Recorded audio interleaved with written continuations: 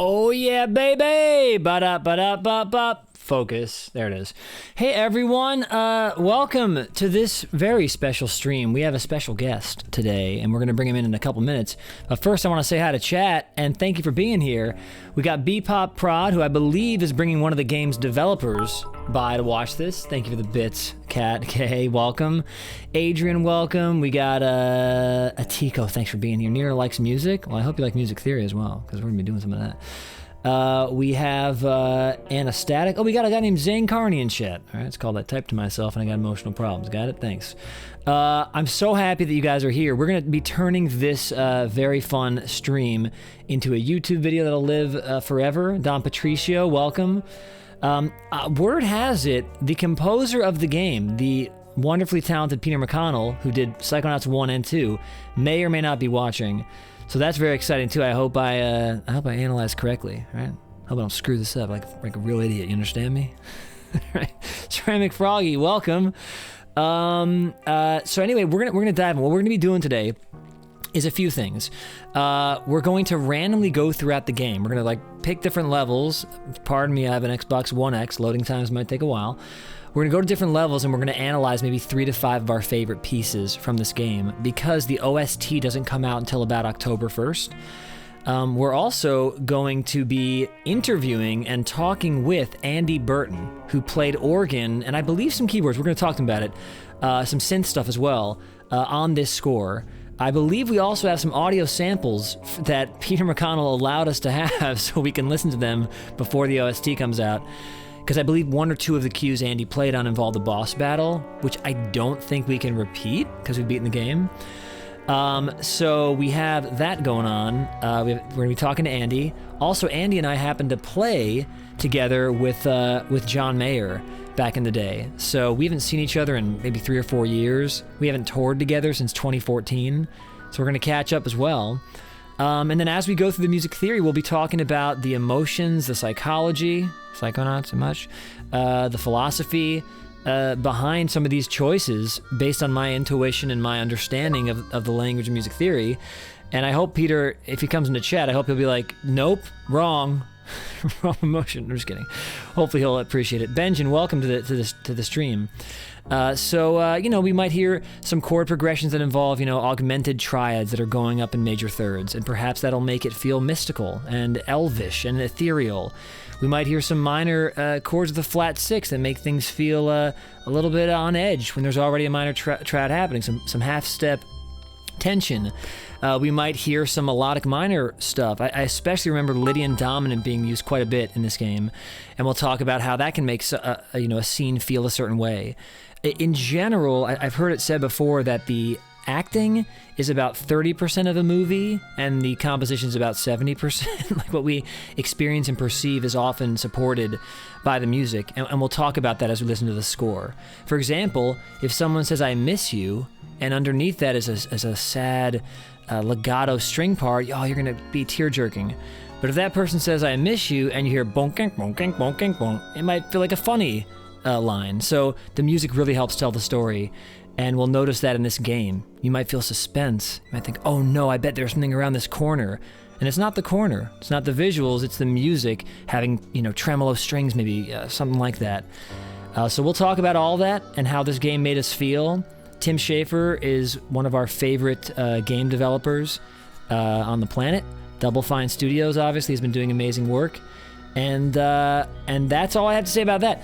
It is time to bring in the one-of-a-kind friend, one-of-a-kind musician, truly my favorite keyboard player I've ever played with. You're going to get to know him very well. Let's do a fancy transition and bring in our good friend, Andy Burton. Ba-ba-ba-da-ba-ba. Andy, what's up, dude? Hey. What's up, Zane? What's up, man? I'm gonna turn this music down. Dude, Andy, how you doing, man? I'm good. Dude, remember when we traveled to South Korea and Australia and Europe and America? Uh-huh. And I sure do. Other places? Man, but you've been touring a lot. Haven't you been on tour with Steve Van Zandt the past couple of years? Yeah, last 3 years. So you've gone extra places. Touring with a 15-piece band. Oh, jeez. Yes. 15-piece soul review. It's been amazing. And they're all bass players, right? It's like 15 bass players. Yes, 15 bass players and me, and I'm playing left-hand bass. You're playing left-hand bass, which is Yeah, so it's a little on the low end. You know, it's a little heavy on the low. What's that song from Spinal Tap?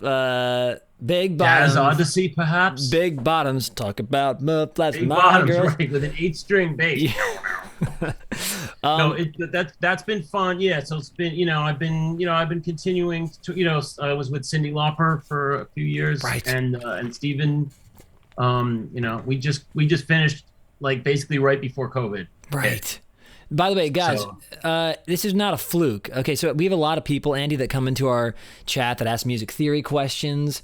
I see an Instagram person, Clever Moron, welcome, Normal Robot, Frocky.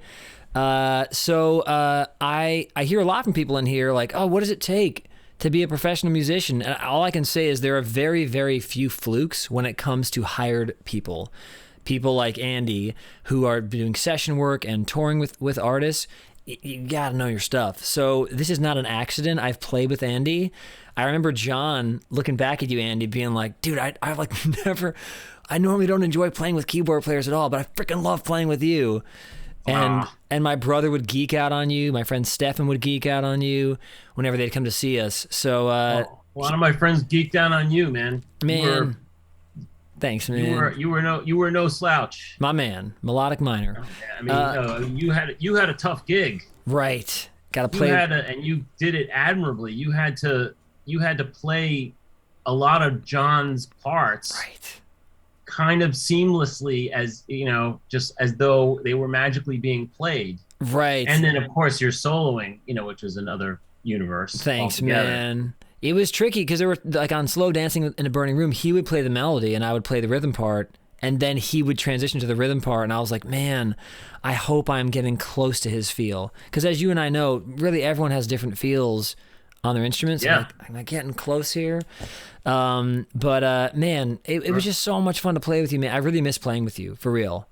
Me too. I really do. Vice versa. It was pretty incredible experience all around. It really was, man. What a great album both albums were that we got to play on too. I know. And just like the way we would stretch out, how rare is that? Unless, now Dead and Company's doing it. Right. But we were doing it as a band, in front of 15,000 people. We and in take Rio, it wherever we wanted. That's such a blessing. It really is. Even in Rio, such a man. Blessing to have been part of that. Remember when Springsteen did his set after us? But before, there were at least 60 to 70,000 people there for John's set, and we didn't really deviate from our set. Like, we stretched out a few solos, and it's like, yes. It was like some kind of weird religious ceremony because they were all singing in unison. Right. Like every word of this, 80,000 people singing in unison. It was just a head trip. So nuts, man. That a lot of really nuts experiences for sure. Yeah, man. For sure. But so you're doing Cyndi Lauper, you're doing, Steven Van Zandt, you're doing Mayer back in the day and with me and all that stuff. And then you somehow find time to do this. You've done so much session work. I remember talking to you on the road with John. You would like go back to New York for a week and do a few sessions, which is very different than my experience. On those off weeks, I'd be like doing my solo records or solo shows in LA.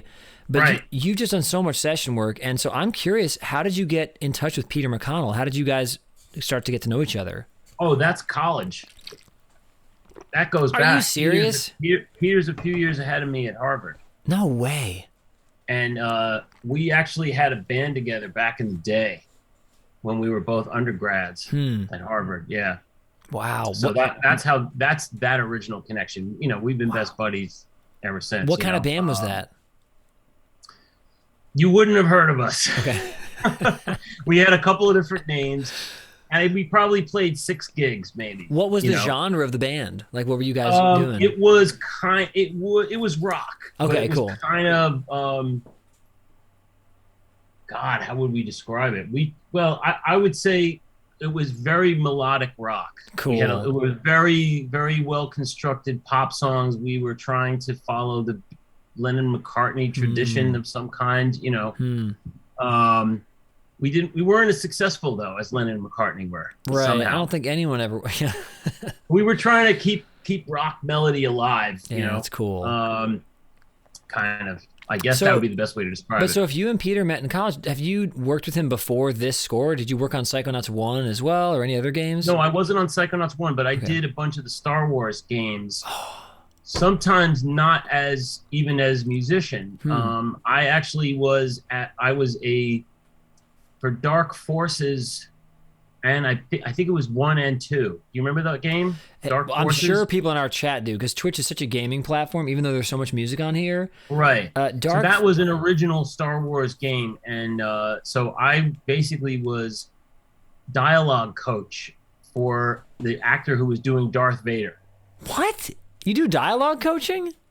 Well, I did for this because I certainly know how Darth Vader talks. Right. And we had an actor who needed a little bit of help. Wow. Who had the voice, but didn't quite have the characteristics. Right.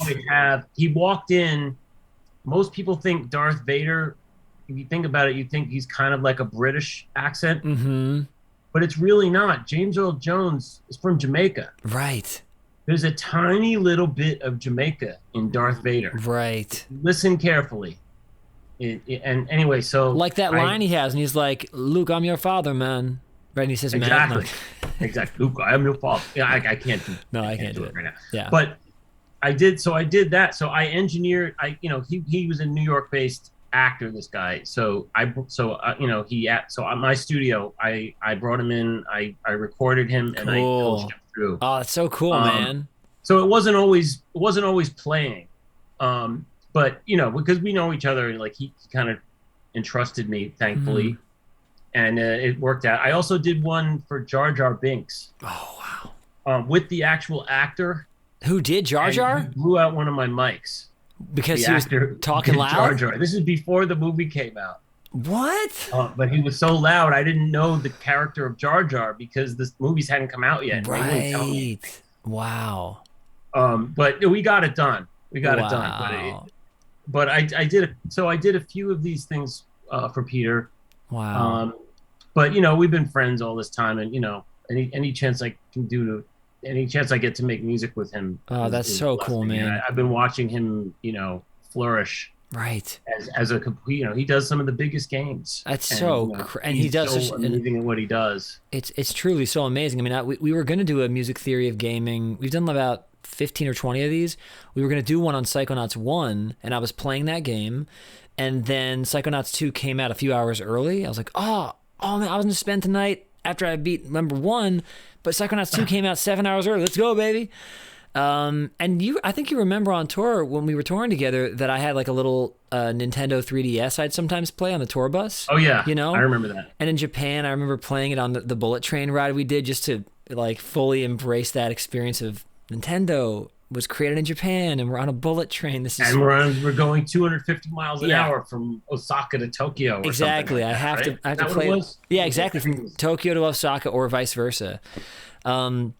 But I haven't played that many video games the past 20 years because of touring and working. Until they had handhelds, I didn't really play as much. And then once the pandemic hit, I went, okay, what can I do from home? I can do Twitch streaming, and so I wasn't gaming. Because when I'd game, maybe 10 to 20 people would watch, and then when I'd do a concert, maybe 200 watch, and I'm like, okay, well, clearly the music thing is the right thing to do. So I was like, how on Twitch can I do something fun that involves games?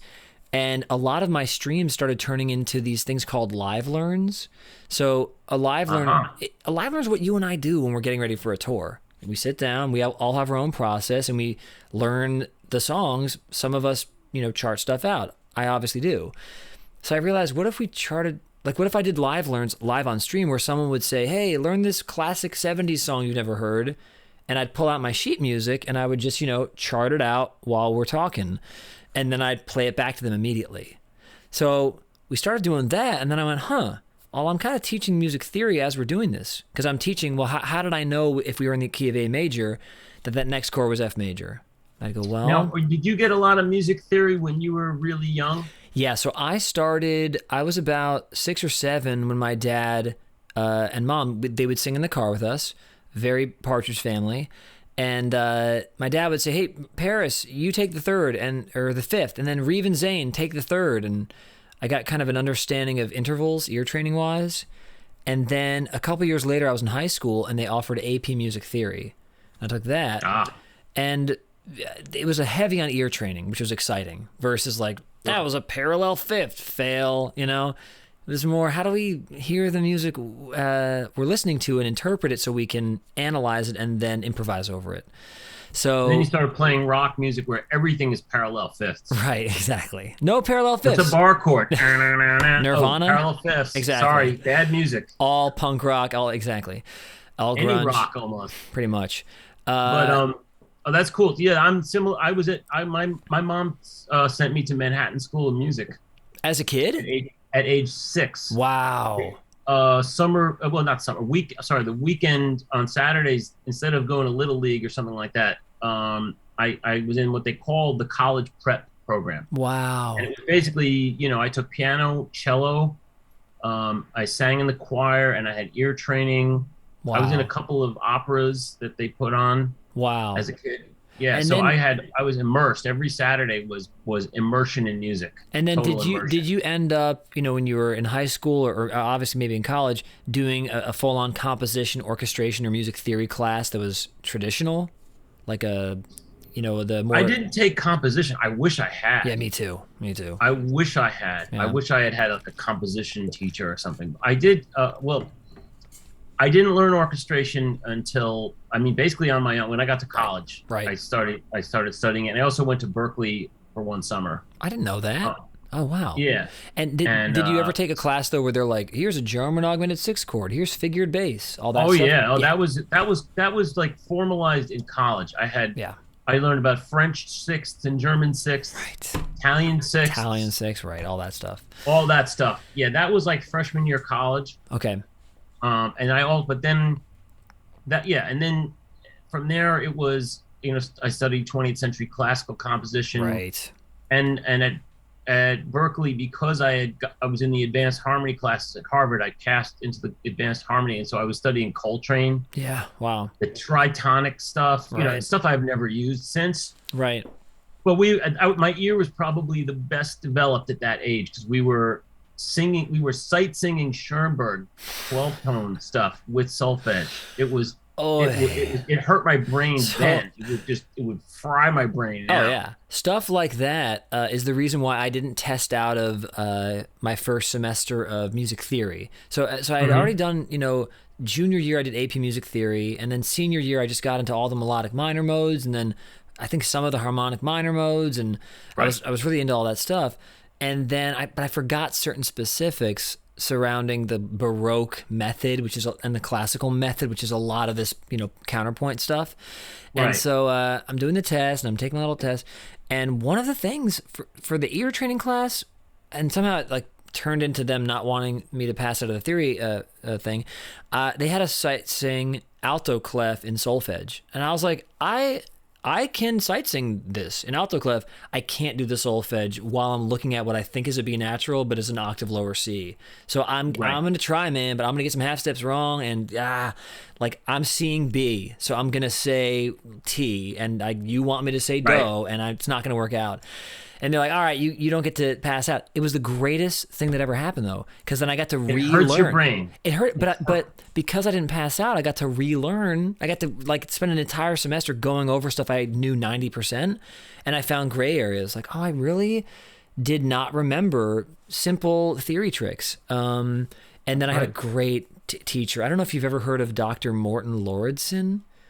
Have you ever heard of this man? Rings a bell. So he's the resident composer of the Los Angeles Master Chorale, and he happened to teach at USC. So I was like, hey, man, what? So I got into his class, and that's where things really took off for me, and I got obsessed with theory. So that's my story. But you are also, you were doing serialism and sight singing it. Forget about it. Oh, boy. You went farther than I did. Yeah, it's hard. It was really a butt kicker. Yeah. But it was great to do, and I would love to do it again. I'd love to just immerse myself in that again. Yeah, man. I don't know when. I guess COVID might have been a good opportunity, Right. but I didn't take it. Right. Oh, I well, had too many other. I have like a life now. right. I know. We're all very lucky to finally be back to some semblance of normalcy. I won't talk much on this, but I've gotten back into my acting roots, and so I'm doing a musical in LA right now. All right. Yeah, Cool. and it's a Tarantino musical. So I believe Tarantino's one of the Whoa. producers, but he doesn't write it or direct it. And we take 35 songs from his iconic films, and then the director and writer turned that into a story. And so we're singing a musical inside Tarantino's cinematic universe, touching upon every single one of his 8 or 9 films he's done so far. So I play Vincent from Wow. Pulp Fiction most of the show. And also Is it little... gonna be, yeah. Where is it going on? It's at the Bourbon Room in LA, and it's about a 300-seat room, and it's just the caliber of the cast is absurd. I mean, it's people who have long-running TV shows. It's people who've been in many feature films, people who've been multiple times original cast members on Broadway, and because the material's so great, it's like, yep, I'm doing it. Let's do it.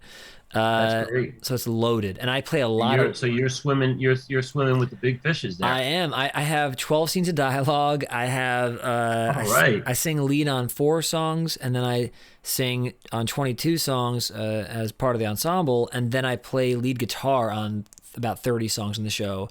It was like heavy lead guitar. So this role is kind of like. There aren't many people who could do this role, unfortunately, which is why we're lucky to have found someone named Derek, who's just such a great performer. He does the role too. He covers. But yeah, like I play Miserlou the entire thing. But before Miserlou starts, I do like an improvised, insane psychedelic solo. Every night it's different. Yeah, and you act. And then right after that, that's all on top of the acting. The acting is the main part. We do the OD scene, when it's like she's from Pulp Fiction. Yeah, we do that scene. We do the brain detail scene where like I accidentally shoot Marvin in the face. We do a lot of fun stuff. But anyway, so long story short, COVID. Thank God things are opening back up, and we're starting to have some semblance of normalcy. But you did? Am I correct? Did you record the music for Psychonauts 2 during quarantine? It was done just this January. Okay. So it's, I hadn't been vaccinated yet. And only a very few people I knew had been vaccinated by that point. So it was still pretty much pretty much the same conditions as everything from March of 2020. Right. The original plan was going to be, I was going to go to, as I think I told you earlier, I was going to go to San Francisco and recorded Skywalker Sound. Right. But then that fell by the wayside, obviously. That was supposed to happen, I think, in April, and by then everybody was in lockdown. Right.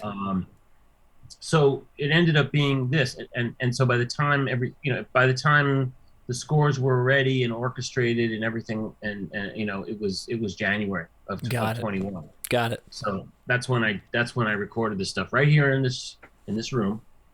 Which I'm guessing even forgetting COVID, you probably still do a lot of your work there because all your keys and things are dialed, right? Yeah. Yeah. Everything, I'll tilt a little bit so you can see. I have a bunch of stuff on the wall here. Oh, yes. Man, next time I'm in New York, I have to come by. Yeah. Oh, it's like heaven. Oh, come on, man, of course. Aren't we lucky, Standing man? invite, and I got a whole other room of keyboards in the other room, too. Dude, aren't we so lucky? Because people ask a lot of times when I'm on Twitch, people come in and say, "What's the green screen you have?" I'm like, "No, I'm very lucky. I have all my instruments here, and I do most of my session work from this studio." And aren't we lucky to have that? You have all your stuff dialed and ready to go. Very lucky. I mean, I spent a good part of 2020 of revamping this place. Oh, that's great. I've been here for a lot of years, but I didn't have this room. This room really didn't exist. It was basically just an open space before, and it wasn't tweaked out. I didn't have my acoustic. I couldn't do. Now I can do mixing in here. It's a full-fledged room. That's great. I see the diffuser. I did that during COVID. I was like halfway through I basically, when I got off the road with Steven, I started on it.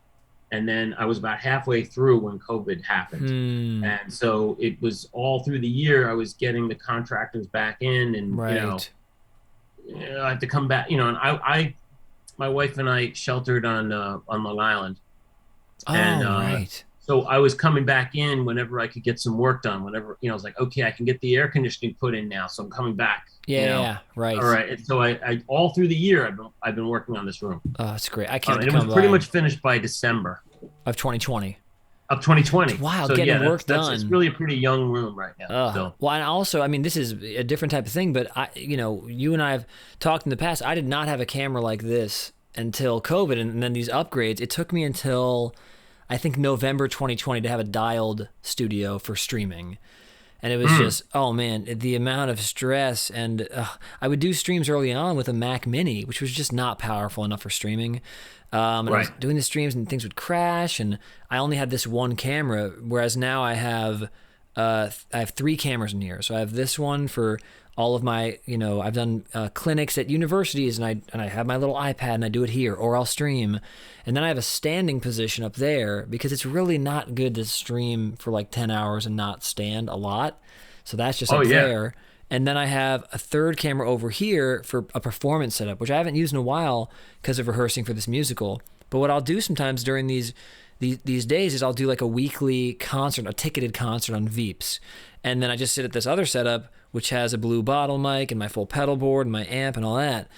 And this, just dialing this stuff in, I would get on stream and people would make jokes like, oh, ha, ha, ha, streamers, things crashing. I'm like, dude, I'm trying to like stream while building a studio that's supposed to be just a music studio, but now it's a broadcast studio. And but I feel I feel so grateful that it's done. I mean, there's small upgrades here and there, but I don't know if I ever told you about this band I have with Evan called Evan and Zane. Did I ever talk to you about this?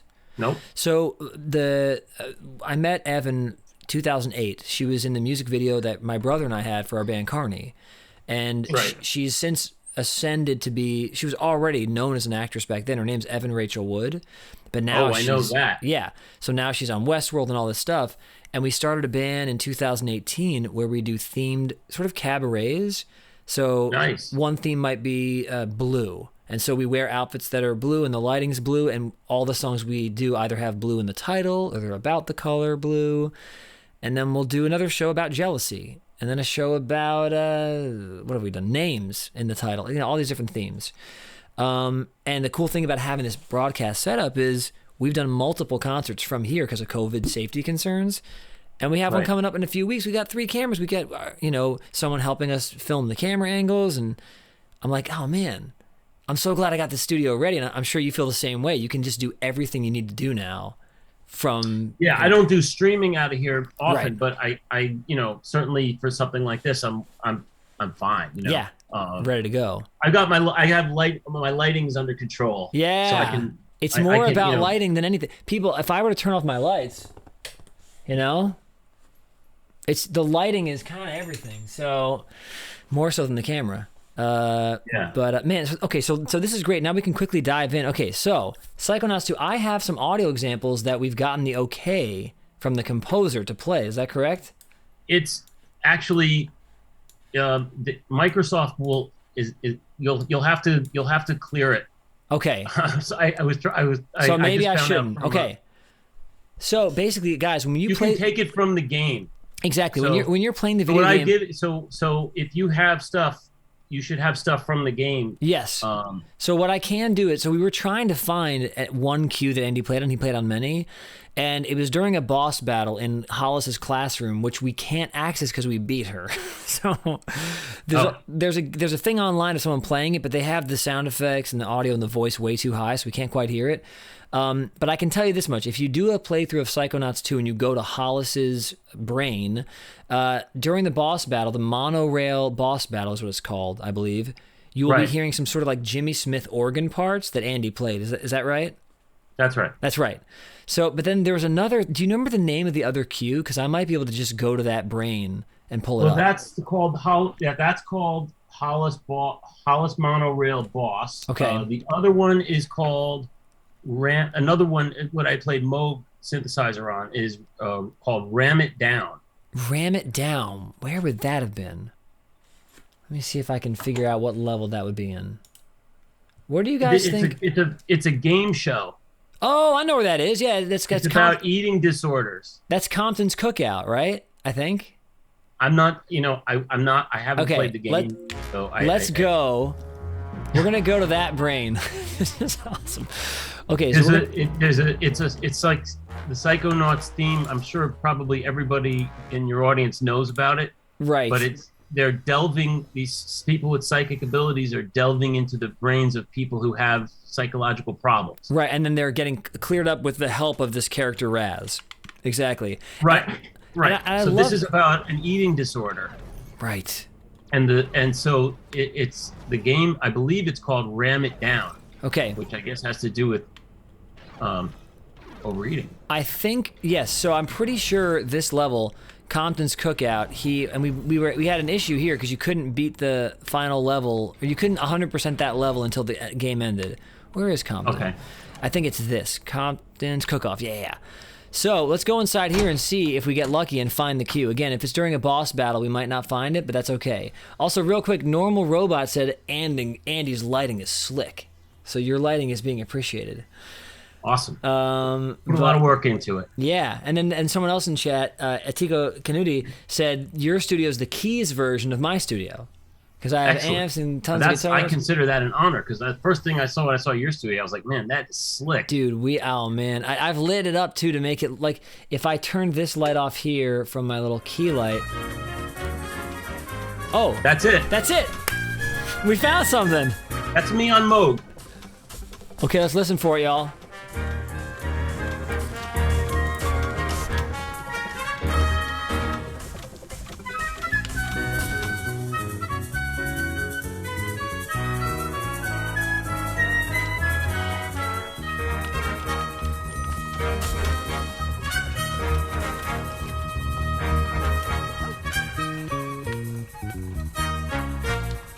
Okay, I have a question. When you say Moog, because I hear what sounds like a P bass, but is that Moog synth bass? No, there is now. Maybe that's the right music. Yes. So maybe if I go to during the boss battle they add Moog. Yeah, it probably just keep playing. Right. So I'm walking around during the game, y'all, because the music stops when you stand still. In fact, if I do this, there we go. Oh, good. I get to see the screen. Excellent.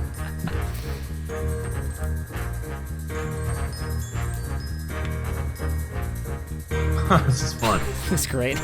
I feel like I'm playing it. Yeah, that's why people love, Let's Play on Twitch, playing games. There we go. There we go. That was Andy, everyone. That was one octave that I played.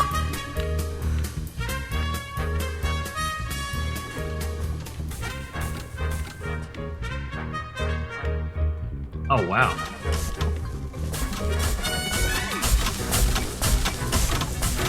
There it is again.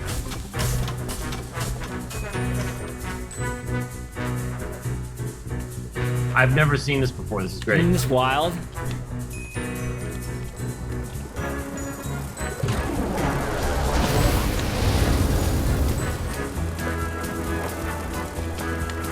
I'm not sure where my solo is, but there's...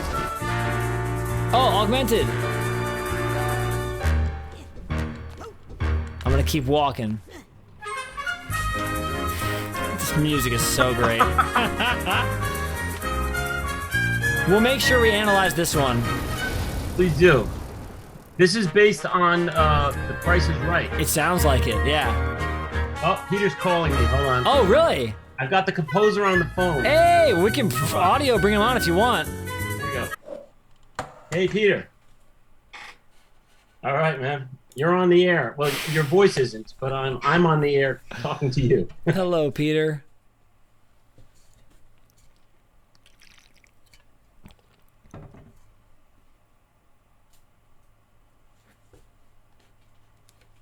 Ah. Totally, Vanessa.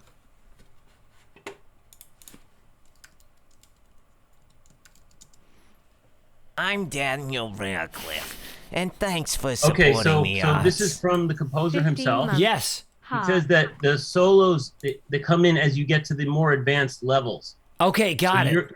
You're seeing what we just heard was an earlier level. Yes. So But as I go, you might have to play for a while to get to that. yes. So this is the one level in the game where you're kind of in this space, and then So it gets once okay. you're playing the actual cook-off game show, it ends up getting more intense. So what I'm going to do is go to Cook-off. YouTube Right, I can't play the cook-off because I already beat it. But Psychonauts 2 cook-off, Are you tuning in, Peter? all collectible items. Hopefully this person does Okay. not. Well, I think we have a file that may be usable. Okay, really? Would that be okay with Microsoft? Okay, do you see that file? It says Andy Moog Q. Okay, I have two things. They were called Audio 0210 and Audio 1519, but I can pull one of them up. Yes, exactly. Those are both organ examples. Okay. There's one that I sent you called Andy Moog Q. I don't know if you saw that. I might not have gotten that yet. My bad. I might not have looked at that one yet. Let's find that. So that would be all right. So yes, I see it. Yep, got it. Okay, so we'll play that. All right, thanks, Dude, Pete. I'll call you after. thanks, Peter. Oh man, so nice, guys. We just had the composer of Psychonauts and Psychonauts 2 on stream, so this is very exciting stuff. Andy, this is amazing. Okay, so here's Andy's Moog cue. Okay, It's gonna start out with a big black. Yep. There it is. You're probably gonna hear a couple of those before the. So this is when you're playing the match, and there's those three heads. Remember, guys? Here we go.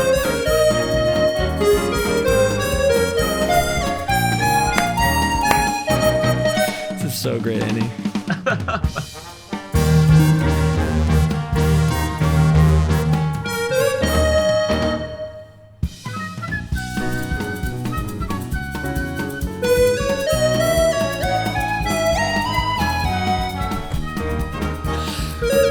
This is so great.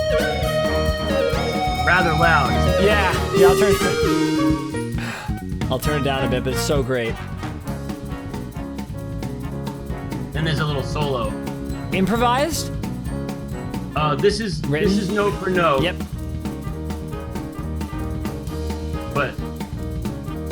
But it feels like it's improvised. Yep.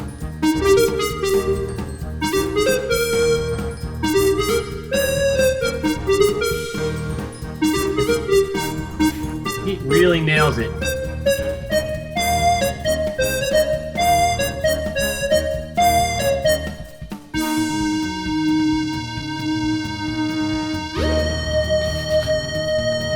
Now,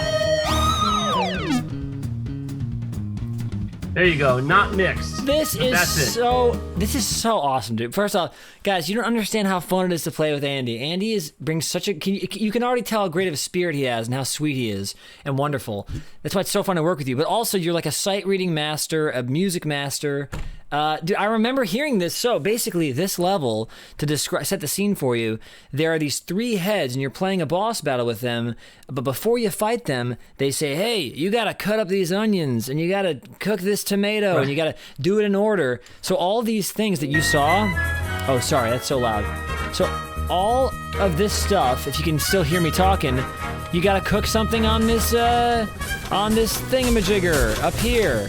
Here it is, up there. You gotta fry something, and you gotta make sure you don't, steam the egg. You gotta fry it, and you're throwing it in. When that's happening, it says you have 8 minutes left. You gotta do it quickly, and your solo is playing then. And I remember this. So you're amazing how it fits in with the sound effect. It's yeah, quite an art. I gotta shout out to Peter. It's amazing how it all works. it really is amazing, and also that It has to come in at different times, Right. And it's unpredictable. And it's a similar, if not identical, melody to what's being played in this lower, not key melodically, but like a low key tone. And then when you want to amp it up, let's get a synth to do it. So the orchestration was so important. Right. And and what's awesome is it's set at the end of the game. We watch the credits. I don't really play video games all the way through like this. I certainly don't 100% them. But Tim Schafer, who designed this game, he is a big part of my childhood. He created a lot of adventure games for LucasArts and Maniac Mansion, which I have 2 copies of for NES. And he was just a great designer. And his aesthetic is sort of like Tim Burton meets psychedelia. He's a very cool guy.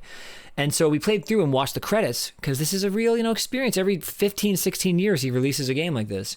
And it said at the end, thanks to this symphony orchestra, I believe in Australia. And it Melbourne Symphony. Yeah, it listed out their names. And I thought, see, this is like the difference between a lot of film, television, and game composers who are using stuff in the box, having you actually use your actual Moog in your actual studio. That's right behind you, right?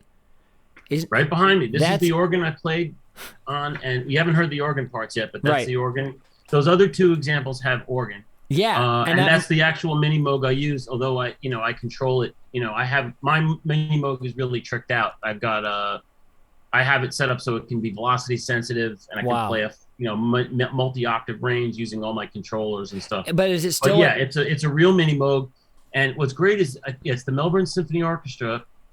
And I believe a lot of the band musician, the guitar, they're Nashville guys. And there's some San Francisco people too. Some people that work a lot with Peter. Wow. On the West Coast. So it's awesome. Really a global effort in a certain way. But what's so cool is, for me as a guitar player, a lot of times producers will want me to plug into their Line 6 thing or their pod, or let's get a direct signal so we can, reamp it. And I tend to be like, please, can we please? I really think it'll improve the recording if we can make decisions now. And if I want to have delay on it, it should be performed with the sound it's going to have. Not to say there isn't a benefit to having a dry signal, having fun with it, but if we're going to go dry, then I have to buffer my tone into my. I try to go analog as much as possible, and I've thankfully been able to convince producers that it will improve the recording. So I'm guessing your Moog, it doesn't have like a digital out or a MIDI control. You recorded that tone, and you guys trusted that tone. Is that correct? That's right. That's amazing. When we got the tone we liked, and we did a lot of tweaking on it. Sure. And some of it was comparing it to the Price is Right theme, but also we actually we got out of it actually. I added a little bit of modulation to the sound, which is not in the original. Peter liked that sound, so we just went with that. Oh, that's great. And it really works for the track. So what's so cool is you actually make it to the level, you'll see how it works properly mixed. Totally. Well, also what's so great about this is, so when this game was coming out, not that this story matters too much to you, but maybe to the viewers. So I've been playing Mario Tennis Aces on stream. That's kind of the only game I play on stream. Okay. It's a competitive tennis thing that I got into touring with Johnny Lang. It's just like bored on the tour bus. I figured I'll hop online. I had no idea that I got actually good at the game. I thought, I'm okay.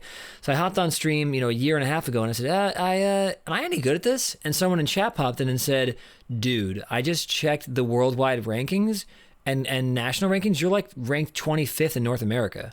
It's like, what are you talking about? What? Are you joking, dude? That's actually really sad, man, because I should have been writing songs, not playing this game so much. So here's the point. So recently I saw a movie called Free Guy, and I was like, it was a fun movie. With my girlfriend and mom, and I came home and turned on my Xbox. I thought, it would be fun to play a non-cartoonish Nintendo game, and that game's so competitive, and maybe I'll just play this game. I turn it on, it says Psychonauts 2 coming out next week. It's like, whoa! I've been hearing about this for so long. I love Tim Schafer. You know what? Let's play Psychonauts 1 on stream, then we'll play Psychonauts 2. So I was playing through Psychonauts 1. Anyone who's watching chat can watch the VODs. All I kept doing during the game was, man, this music's amazing. The Psychonauts 1, there's a Lydian dominant thing happening on this cool sort of surfy guitar. Like, wow, that's in a game? That's a great mode for the game. There's a harmonica playing it too. There are just so many great scoring moments. And I was glad to find out that Peter, the same composer for 1 and 2, did that game. And then we lost our mind on this one. And if Peter's watching, I kept comparing this score to Alan Silvestri. I was like, this game has elevated. What was done in Psychonauts 1 was so brilliant, and I kept talking about how great the music was. But in Psychonauts 2, you have clarinet, you have a lot of bass clarinet, you have a lot of flute and violin flourishes. You have this truly cinematic world being created, similar to what I love about Alan Silvestri's, specifically his Cosmos TV show score and his work with Forrest Gump and those earlier 90s movies. But it's just so majestic and so large. And it's not just the orchestration too. It's also, there's so much, like the flat 6 or sharp 5 is used in so many moments in the game, and that creates either mode mixture or this anticipation of the augmented triad. And so I loved this score, and it's just so cool. Like you should have Peter on instead of me. No, man, no. Here's why. No, I mean it's great to be on, but you should also have Peter on. If he ever wanted to come on, I would obviously be honored. But it was so cool. We're watching the end of the game, Andy, and we're watching the credits because we're having fun. And I went, no way. Yeah. It says Andrew Burton. No way. I texted you right away. You said, that's me, man. I got that last night. That was so funny. That was so crazy, man. That was great. I'm so happy you awesome. reached out to me. I will say you should know. Peter and I talked a lot about this. Have you heard of Lalo Schifrin? No. So you should know about him. Okay. Alan Silvestri certainly is a great orchestral film composer. Yeah. But Lalo Schifrin, you probably know him from the original Mission Impossible. Yeah, great. Wow. If you listen back to that, listen to the orchestration there. Wow. And a lot of the music for the original Mission Impossible TV series back in the 60s. Yeah. That's where a lot of the, Pete was telling me a lot of his inspiration for this. Well, that makes sense. From. There was the use of orchestration it really is striking. Which when you use trombones that are really brassy, but also strings on top, right? Yeah, and military drums, right? And lots of in woodwinds and some of those harmonies. There's some cluster. There's like some almost clusters and just like Phrygian mode stuff. Right. Yeah, there was that one that the Hollis one. Yes. The Hollis boss. Yep. That's like really. I guess that must be Phrygian. It might even be Locrian. Right. It's really kind of bitter and dissonant and like sense of crisis coming. Right. There was I haven't also actually played the game, but it feels like it's crisis music. Totally. There was also one thing that I kept remarking upon, and throughout the game, because I am a music streamer and that's really what I do, very rarely will I play any game without music analysis. Just, you're mindlessly watching a TV show and you might go, oh, wow, Lydian, listen to that Raise 4. So there's one thing, and we're going to go, when I analyze the music today, we'll pick 3 to 5 songs after you and I talk, and we're going to go to this one area on the top of the quarry level, whoever watched the game, watched the playthrough, and there's a flat 2 trill, which is done a lot in my girlfriend's culture. She's from Romania. And so a melody might have ba-da-da-da-da-da, and that sort of Bulgarian trill versus ba-da-da-da-da-da-da-da. That's more sort of classical, right? But what Peter did in the score was da-da-da-da-da-da, and that already makes you feel like, what is this enchanted land we're going to? And we're going to the questionable forest. It's just brilliant composing. And there was another section where we talked about this thing that I first noticed Roy Hargrove doing, which is in a minor key, playing the major third, minor third 1, while a minor triad's happening. That happens in some other part of the forest, I think maybe in the Forbidden Forest. And we were talking about how this is a device you can use to really spruce up, a song you might think is simple, like quickly trill to the major third, quickly trill to the flat 2. And it really suggests like Asia Minor, exactly, or something. And it suggests it's like something Turkish or distant worlds. Yeah, it's like we're in a distant land. We're not in America no more. Western Europe. Where are we? No America. Yeah, no, down with America. No, I'm kidding. Man, just so many great choices. I really love the use of clarinets in this score and French horns. I hear a lot of gaming scores have strings. Halo has choral voices and strings. Very few gaming scores use clarinets and French horn. It was just like, wow, this game feels so elevated. And I'm not surprised that genius musicians like you are involved in it, because, yeah, man, it's just, what a treat it was to find out that you played in this, Andy. It's just so crazy. And I bet you've played on other gaming scores we know about, or certainly films we know about and records. But well, we can get into all that another time. Man, we'll have to. But no, I've done a few. Yeah, I mean, I've certainly done a few film scores. As a player, I'm not a film score composer. Right. But I have. You could be, man. I've done music. I've done a few. I've done like commercials and stuff like that. But as far as like, there's a great indie movie called Jellyfish. Oh, I know about that film. Yeah, I did a lot of, that was years ago, but I did a lot of music for that. Wow.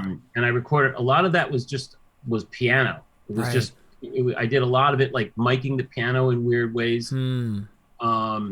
There was the piano in my living room in my house. Wow. I did everything. That was like a complete, that was the right thing for that score, because a lot of that movie, there's a lot of underwater sequences that the piano was used for. So it almost like the piano sounds a little distant and weird. You should definitely check it out. It's an Israeli film. Oh, very cool. I love it. Jellyfish. I love it. Okay, I'm looking that up. Yeah. Yeah, look it up. It's the themes are pretty haunting. Well, I will say, you know, we do this music theory of gaming thing on Twitch, but I did a music theory of Super Bowls commercial, kind of a joke thing, but it did take off, and I wasn't even trying to be viral. I love football, and I was like, let's do the music theory of these hilarious commercials. And so this thing is going to eventually transform probably into just, you know, music theory of film scores, and I have aspirations, to be frank, of, well, maybe I shouldn't even say this now, but I'll tell you off stream. But I have aspirations of what this could turn into in different mediums, Sure. just to bring attention to A, the composers, B, the products, the games, the movies, but then to bring attention to people like yourself. You know, these things are when they're this good, to everyone in chat, they are not done in a vacuum. There are collaborators and there are brilliant musicians bringing these compositions to life, and Andy is one of the greatest. I just love you, Andy. Shucks. This Thanks. is just, what a treat for you to come by and talk with us. And right now, once we let Andy go, we're going to dive right into the opening score. We're going to hop out of the game and go into the opening theme and start analyzing it, what's happening harmonically, and why it really makes you feel like a big adventure from the start. But let me just say before I split, yeah. if you want to check out that Hollis monorail thing, yes. You will hear that the organ stuff. I wanted to. So would this be 1519 or 0210 of the audio files? I think either one of them have Great. the same. They're two different ones, but So, you might want, if you want to just to hear it. It's like I personally, it felt to me like I was conjuring up feelings of those Jimmy Smith records with Oliver Nelson. Wow. The orchestrations. Yeah. I think what was it? He did a Christmas album. It was a couple of records he did, but organ and orchestra. It's just a particular feeling that I will say I'm proud of. Oh man, I can't wait to hear this. Well, so check it out when you get it on or offline. No, let's have you here. Let's listen to it. And also, Jimmy Smith. Everyone, if you don't know who he is, the way I was introduced to Jimmy Smith was through Wes Montgomery, because they did a bunch of duo records. Truly one of the greatest. I can only think of a few organ players. Joey DeFrancesco comes to mind. Jimmy Smith, jazz greats. But he's one of the heirs for sure. Exactly. Jimmy was the beginner of this. Let's listen. King of Jazz B3. Seriously. So let's listen to this the first audio. guy to really take the instrument seriously as a jazz instrument. Right. Versus maybe. And pretty much the guy, he pretty much dominated. Right. When he basically right when the Hammond B3 first was on the scene, like mid 50s. Right. He was just the guy. And everyone else was a disciple. And he would play trio, stuff. So he'd be playing the bass line, boom, boom, boom, with his feet, just full on. So let's pull this up right now. Yeah, that's the train sequence. Oh, I remember this. The guitar tones are so great. Exactly.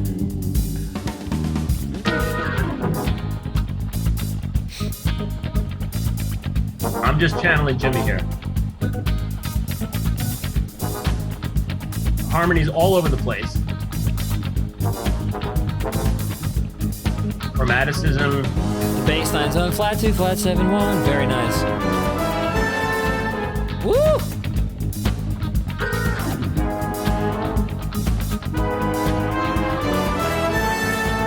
Great.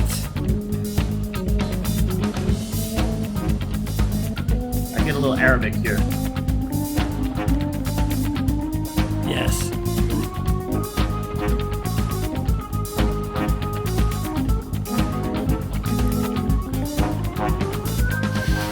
I can't believe this isn't a video game. It's so great. I know, right? Long way from now rules.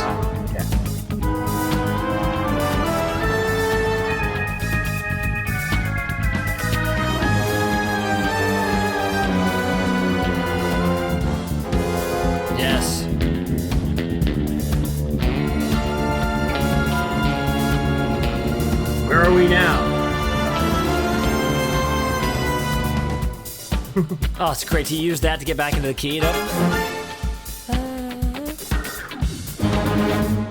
it's fantastic. There you go. Dude. That's just one of several cues. I believe that happens when you're on your way to the boss. I think there's some sort of, because when you said monorail, there was one part of this game where I felt like I was in Battletoads, which is a gaming reference for people who watch, where you like had to make sure you go left and right in some sort of cart. I think I could be wrong, but I'll watch back through the videos to see, or it could be during the boss battle. But because you said it was boss battle, dude, this is so tight, man. And was that improvised or was that written? That was mostly written, but then like certain marks I had to hit, right? And then some of my little asides were improvised. Some of the little I could extend or improvise, put a little lick here and there, to keep it. And one last question: how did you record this remotely? Was it here's the entire orchestration, just add on top, or was it I have a basic track? No, I got the stems. I got the orchestra stems. Got it from Peter. And then we did a session just like this over Zoom. Oh, great. So this is like... I was just, I just set up here and I played the organ right here. Wow. And I had my little headphone station back there so I can, I mean, I don't have cameras everywhere, but I have headphone stations over there so I can go over there and play the Moog, Oh, that's great. And this is, it's kind of like the inverse of the Don Sebesky era, which what happened was Wes would record with the trio, and he did not hear the orchestra, and then Don would be like, all right, we're going to add this on top. We're going to follow what you did. So this is the inverse. The orchestration's done. Let's add some organ on top. Yes. So great, man. It's what the finished product is just insane. I really, and I was listening on my in-ear monitors because that's how I stream. I, have it so that things are dialed in. And so I was hearing it on these like freaking 18 drive or whatever the heck these, like, oh my God, this score is just insane. It's a really amazing score. And you sound so good. I mean, you just sound, it's like, you can tell when something's a real organ. I mean, you must have two mics, right? One on the bottom, one on the top for your organ sounds. Actually, the way I mic is, you can't see it, but right off here is my ISO booth. Yeah. I have my Leslie in there. It's actually, I don't need the bottom mic. Okay. Because I get I have a pair of 414s. Oh, great. Yeah. And I use them in the 90-degree position. Yep. And they get enough bottom in just from the booth. Yeah. That no one has ever complained that there wasn't a bottom mic. That's great, man. I have used a bottom mic if somebody wants me to do it, and they got to have the bottom mic. Yeah, you can throw an RE20 or something on there, but sure. Usually, certainly for something like jazzier, I don't need that because I'm not playing left-hand bass. I tend to over mic, not accidentally, but I'm just like, oh man, do they want a room mic? Do they want two mics on the cabinet? I guess I'm going to send you guys 3 tracks for everything. You can just mute 2 of them if you just want the 57 sound, but here they are. You have nothing to lose by doing that. Right. Sometimes people don't, it's over choice sometimes, but it was a specific thing we were going for. Yeah. And, thanks to Audio Movers. Right. Use that? No, I have heard. I have not done many remote sessions where it's on Zoom. Usually it's like, hey man, this is already done. You just make up some parts and send us back stuff. But I have not done it on Zoom yet. Is Audio Movers the way you're able to listen live in full res? Yeah. Yeah. You can. It's a plugin that you can put in your. I do have the plugin, but I haven't used it yet in a session. It's really great because somebody can really hear what's going on in your session. Yeah. Actually, wait. They have a good set of speakers. I actually don't have Audio Movers. I have Audio Hijack, which I use for this universal audio stream where we had to get full res. So I need to get Audio Movers. I'm guessing it works in Pro Tools and Logic. It works in Pro Tools. It works in Logic. Yeah. For listening, it even works on the web. Great. And you could just click on a link and listen in any browser. Amazing. But in terms of, it goes right into your DAW, and it allows them to really hear what's going on. It's a couple seconds delay. Yeah. Peter and I tried to play live together. Yeah. Coast to coast. No way. Oh, dude. Well, the math on that, I know that you're having gone to Harvard and being the brilliant person I know you to be. So I'm sure you've already researched this, but essentially the speed of light can go about 7 times around planet Earth in 1 second. So like that. That sounds fast, but it's not, because then you're having about 120 milliseconds of latency for each rotation around that. And anything more than 10 to 20, really 15 milliseconds is kind of pushing it. 20 milliseconds is kind of unlistenable if you're trying to jam. So you couldn't do it. You just can't do it. The only way I've heard of someone doing it is there's a way to bypass your ping, because even reaching your server is usually 7 to 12 milliseconds. So you're already just getting to your server, and it's like, too much latency. There's this app, I forget what it's called, but it allows you Jack Trip, I think. Jack Trip Audio. It allows you to bypass a server and go straight ping to that client. I don't know how it works. And he was this guy, Dan Tepper, this brilliant jazz pianist in New York. He had a few live jams on YouTube. He did jam sessions with people in Brooklyn, and he was in Manhattan, or vice versa. And it was just fast enough to get about 10 to 12 milliseconds of latency, because they were in the same city a few miles apart. If you were even 25 miles apart, it would be 20 milliseconds, and you can't do it. It's just wild, man. And you have to be nearby. Right, you really do. You know. Theoretically, you could do it from LA to New York if there was no ping and it was, 12 milliseconds to get there, but that's like truly theoretical. If you were playing some kind of rubato, right, spacey thing, it would probably be fine. Right. But if you're trying to groove, 300 beats per minute, good luck. Yeah, 300 beats per minute. Yeah. Ain't happening. Man, Andy, I love you, man. I really miss you. This is so great. I'll be back, man. It's Thank great, you for great being to here. See you and talk to you again. And my mom says hi to you and your lovely wife and to Debbie, and she said, "Oh, tell them I say hi." So she says Debbie hi. Debbie sends love to you too, and to all yours, and to Reeve. He would have. He Paris, said, "Steph, my best friend Stefan, violinist. You met him a few times. He said say hi to Andy." So everyone says hi. Stefan. Yeah, man. All right, Andy. Thanks for having me. Thank you for being here. It's really been a blast. What a blast. All right, man. We'll talk again soon, and hopefully we'll do some recording sessions together one day again. I love that, man. Oh, man. Make it happen, buddy. All right, man. Talk to you soon, Andy.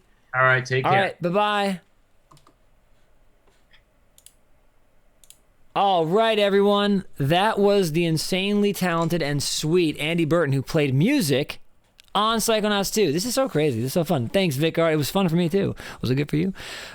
He's such a cool dude. It doesn't even describe it. You're so right, though. So we're going to turn this volume down now that we're not sending it through Zoom, and we're going to dive in to a different level. Okay, we're going to go to the quarry, and once we get to the quarry, we're going to be able to get this first piece that I really want to analyze and talk about.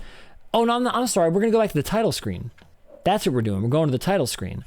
So we're going to go there first. I'm going to open up the sheet music, and we're going to dive right on in. Let's do this. Okay. So we're going to have the game down here. Now, again, this OST is not out yet. So the only way we're going to be able to do this is manually going to levels. We used to do this on Twitch. We would go through the games, but I found it to be a little bit of a slow process. But this today is truly our only option. And it's great because we get to see the game and see what, give context to what's happening. But before I go there, let me just really check in with y'all. I'm grateful to have everyone here. I'm not sure if Peter's still watching or Andy, but really, truly, just brilliant work. Hi, Hulu. Hi, Atiko. Try and get Peter on that. Well, maybe if Peter, I don't know if Peter, if you have an account on Twitch, but if you do, feel free to pop in a chat. That would be a truly surprising and remarkable thing. Froggy, awesome show. That was fun. Mountain Goat, Hyperclap. Vanessa, fabulous. Wow, thank you. Clever Moon. Bye, Andy. So let's dive in now. Let's get into this opening theme, which is what we're going to start with, okay? So let's return to the title screen. That's okay. I don't mind losing progress. It's like the rest of my life. Am I right? All right. So I had Figment nightmares last night. Oh, wow. So we are referring to the figments in the game. That's hilarious. Okay, let's get our console thing back up here now, where we tend to have it, so we can control the audio pretty seamlessly. All right, music theory of Psychonauts 2. Let's dive in. So we talked already earlier about our, when you've developed some sort of ear training regimen, you start to hear when things pop out of key. Okay. I feel like I should start this again, the phrasing, because we're gonna like edit this down and make this a proper YouTube video. So, welcome everyone to the music theory of Psychonauts 2. We're starting on the title screen, as you can see. We're not gonna resume game just yet because we want to analyze this beautiful looped intro. Sounds like it's about a 2-minute piece. So we're gonna start by drawing down the key we're in, which keeps changing actually, and we're just gonna talk about why this feels so foreboding. And it feels kind of scary. You have the trombones playing those cluster chords, the violins on top. But we're going to start where we always do, with harmony. Harmonic analysis is kind of I wouldn't even say canvas. It's really kind of the most important part of understanding the music theory of something. We want to see how the notes relate to each other. To use an analogy, it would be sort of like if I were to make a cake for you, and the cake's red and yellow Oh, maybe the cake's blue and purple. Maybe the cake's just white. Those colors do matter, and they do affect how you perceive it. I would say those colors might be like the orchestration in some ways. They color what's happening. But the cake, the flavor of the cake, oftentimes, not always, oftentimes is created by the harmony. So the structure, it's our architecture. And then we decide, in this architecture, do we want this wall to be stucco? Do we want the wall to be flat? Do we want it to be drywall? But the architecture generally comes from our harmony. Not always, but generally. So let's go on in here and let's play some guitar. All right. So I'm not quite sure where this title screen starts. I'm thinking the best way to figure it out is to go somewhere like this. Maybe we can go to the credits and come back. Something like that, okay? Great, let's go back. So we're starting in F minor. So we're just gonna quickly analyze this, eh? In fact, let's keep going back like that. That'll allow us to very quickly get through this piece without having to loop back too much, okay?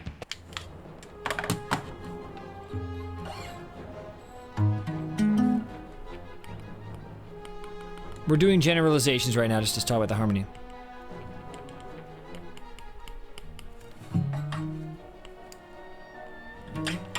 Yep.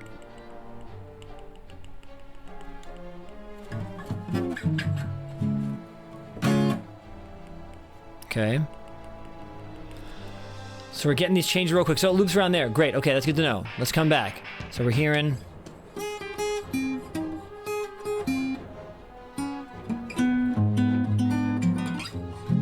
Might be A flat diminished. We'll find out in a second. We're just getting the bare bones here, okay?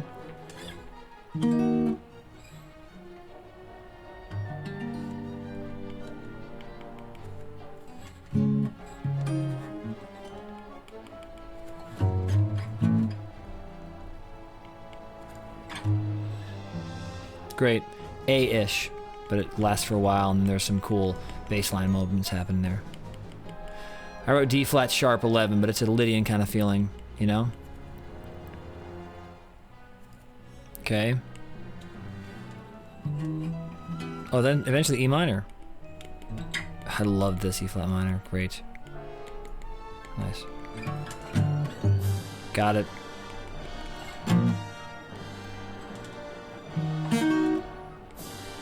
I might have gotten this wrong before, too.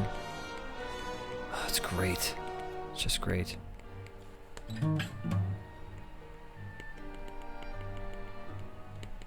That's a little different. Okay. Okay. Back, and this song loops. Got it. So let's keep going through this. Okay. Yeah, I don't hear it at all, but Zane hears it perfectly fine. Oh, you guys don't hear the music? It's a little quiet. Copy that. Thank you, everyone. Oh, I see why. Sorry about that, y'all. I want to make sure you can hear it.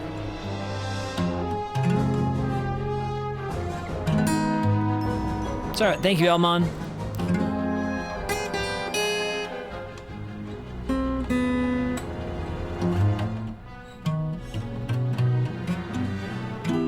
We'll get that in a second because I was changing the audio. So at this section E.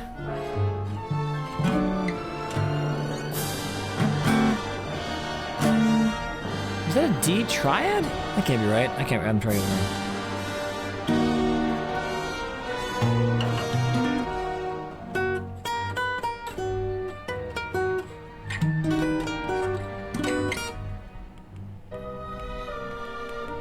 We'll get this section as well.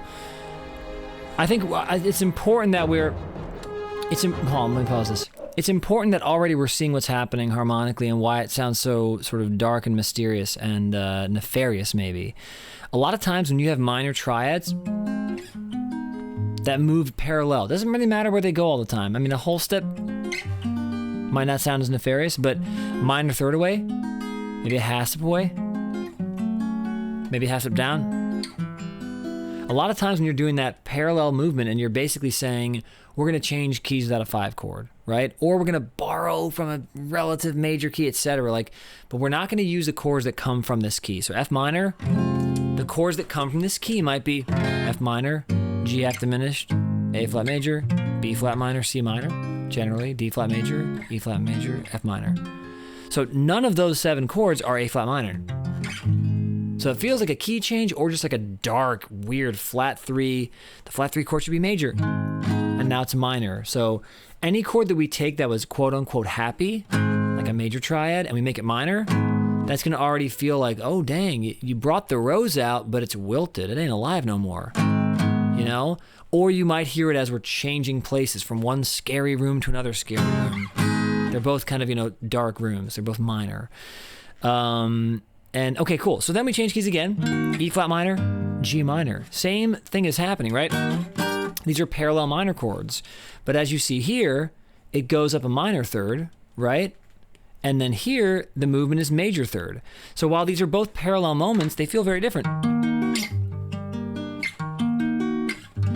That feels different than... which is what the first section is, up a whole step, of course. And this D flat add sharp 11 moment, which I'm going to really dive into, one fun thing about analyzing orchestral works is there's a lot of motion, there's a lot of melody. So a chord can go from sharp 11 to major 7 to major 9 to triad, or 6 chord to major. So just the melody moving can make it feel... every chord feels different, and we're not going to go each bar and go, D flat. We can, but we're trying to get the general architecture, right, of what's happening in this moment. Because there are so many instruments moving and working together, we could go beat by beat, and that is fun to do sometimes. But often what's more important in my experience is noticing the melody line, noticing the bass movement, and noticing the general harmony in between. And noticing them, not always exactly analyzing each moment as a new chord. For example, when we were coming up with this ending to my part in For the Record Tarantino Live, the end of Bang Bang, on stage I knew the moment had to be very sad and had to be conflicted. So this thing, that would have done a good enough job, but we ended up doing this. We did...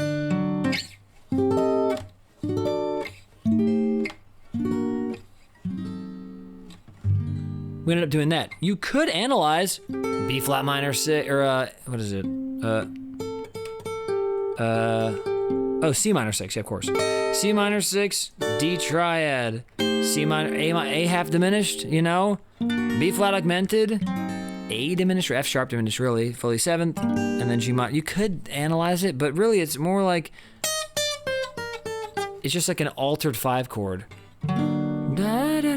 And we're going through different versions of what that alteration can be, because we're kind of experiencing D over all of it. It's like an augmented chord, right? You're hearing that, and then this,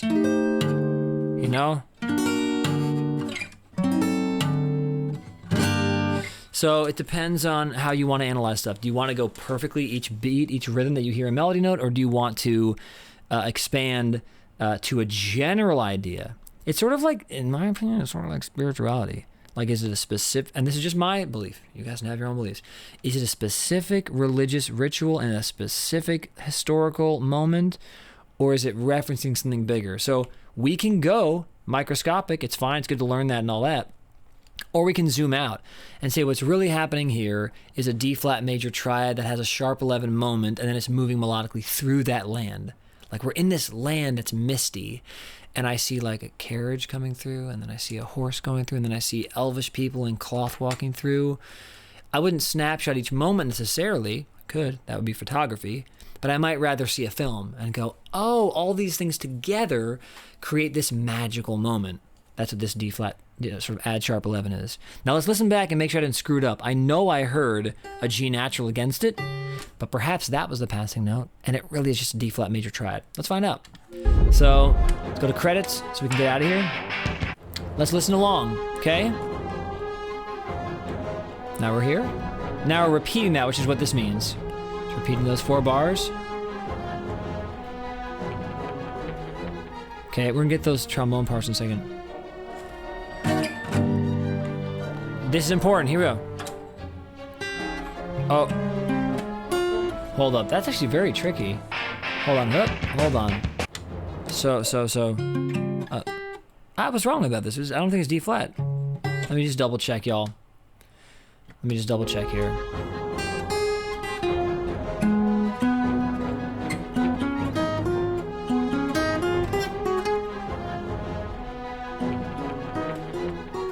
I see.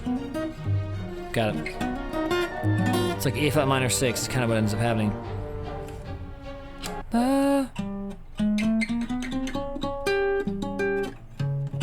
It really is D flat at sharp 11. Okay, got it. Like a D flat tritone moment. No, we were right. It's just a voicing I've never played on guitar, because guitarists tend to do this sort of thing, you know, or. But it's very nice. Very nice. So D flat at sharp 11, love that. To A major, I think.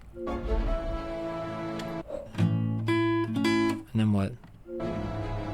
Oh, nice. Got it.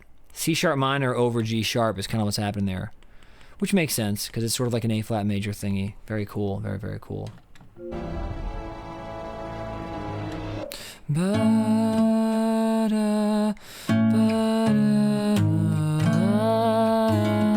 Got it. So that happens twice. But again, way better orchestration than what I'm doing on the guitar right now. And by the way, that is where going detail work, you know, on an analysis does help every single eighth note, because it's not really. There's something else happening which we can listen for once we stop pausing so much. Okay.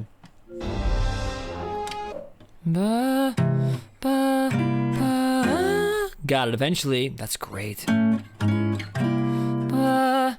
So here we're using. I wouldn't call it secondary dominance because we're kind of already in F minor for this song, but we're using a very common device. We haven't talked too much about this. So remember when we were playing the game the other day, and I was saying that that classical music uses 5/7 chords a lot. So 5, C7, C dominant 7 to F minor. Classical music uses this all the time, whereas rock and pop music tend to use like 4-1 or 6-1, you know?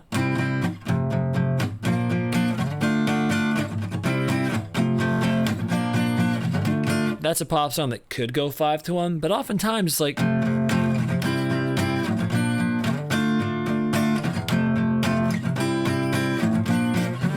So the ending cadence was 6-1. Right? But this is a 5 chord to 1, which makes it feel really big and orchestral and cinematic and, you know, classical, orchestral. So this thing of A to C sharp minor over G, kind of, A then this. Right?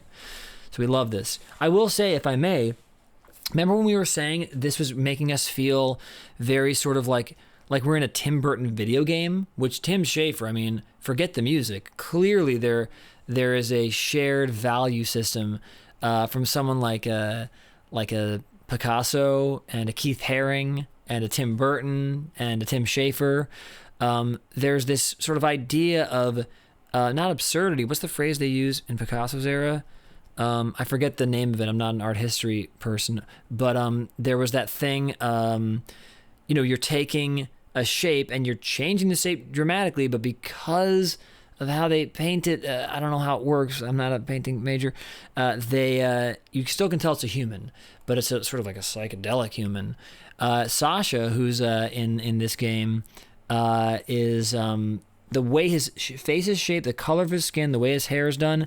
To me, it feels like someone that could be in the B-52's music video. And I also think in a Tim Burton movie. And I also think could be in a Picasso painting. So long story short, these devices harmonically, some people were saying in chat during the game, oh, it feels like a Tim Burton movie. Might I suggest that this chord progression here does reference that? So if you hear me write a song right now and I play for you,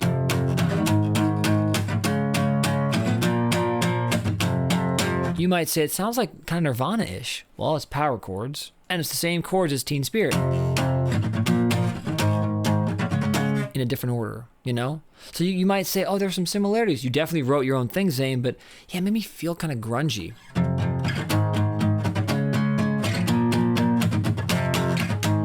I can see why that might feel a little grungy to someone. A major triad to a 3-chord, the diatonic 3-chord, this is a device that's been used in many, many of Tim Burton's movies. Obviously, all scores by Danny Elfman. So you might remember...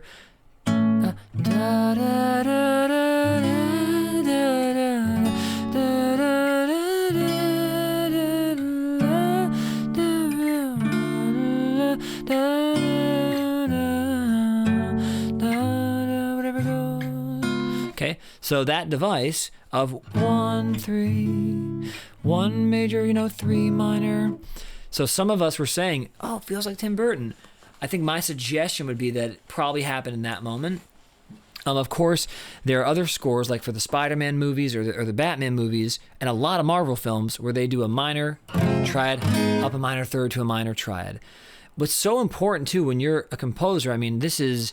I'm swimming in the shallow end with composition with, some of the documentary I did with my friend Tommy King and all that, and then live looping on stage and kind of composing, 15 loops together.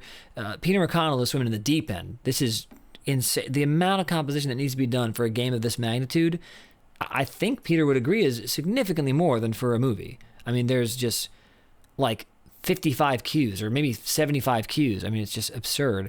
Whereas in the film, you might have 40 cues. I don't know. Hour and a half of music to write. Mostly, maybe 80% of that's going to have music underneath it. This game's like a 30-hour game. Obviously, things loop, but still, the amount of cues you got to write's insane. So let's keep going. It loops back to the beginning. Seemingly.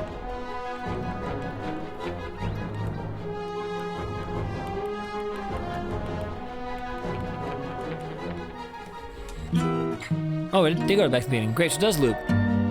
Okay, then what?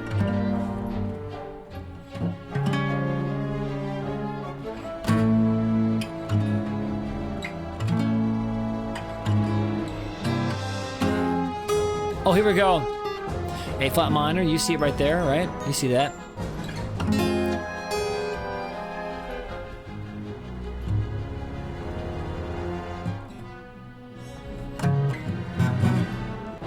Got it, B7. So. Is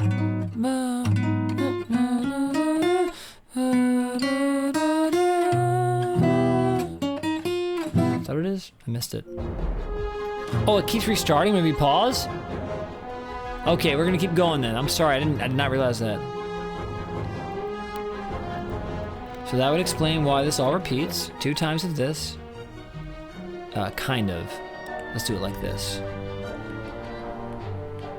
Let's do it like this. First inning and second inning, okay? There's our G sharp.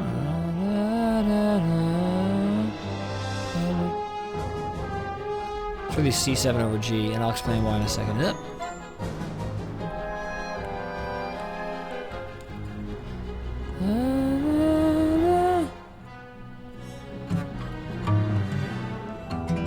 I see. This is the first inning.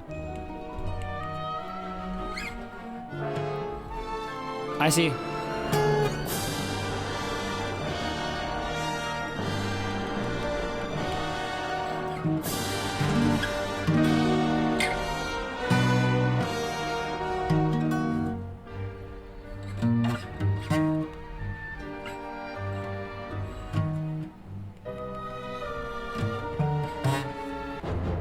Oh wow, went back to the top. How am I going to do that? Okay, that's good. It helps us out. Let's get this right. So I believe this is the first inning. Second inning's different. We're not going to perfectly get everything because it's more about the feeling and the emotion we're experiencing, right? Than being able to solo over it. But I will solo over this in a second. And we'll show how this harmonic thing allows us to add melodies on top and compose our own things in the future. You know? Great. So here we go.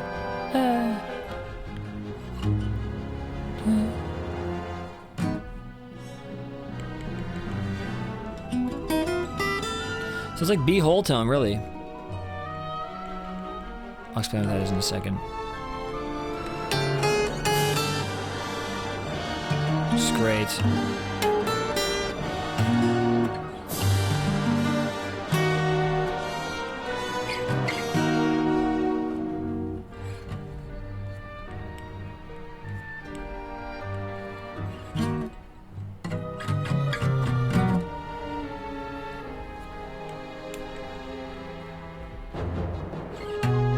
Got it. Okay, so we got most of what we need, okay? That's great. This is great right here. That's so great, dude, for a lot of reasons. Okay, so long story short, we already talked about this device of moving minor triads parallel. It does make things feel important. It makes things feel like, I mean, look what we're seeing on screen. It feels just like what we're seeing on screen. This is the gift of a great composer. Being able to see a story visually and saying, I know what that means musically. Again, like a great chef or a great painter or a great writer, they can say, I see what's happening, or I hear what's happening musically, and musically it would look like this as a steak dinner. I mean, people can do this. Then maybe it's references we have from films we've seen.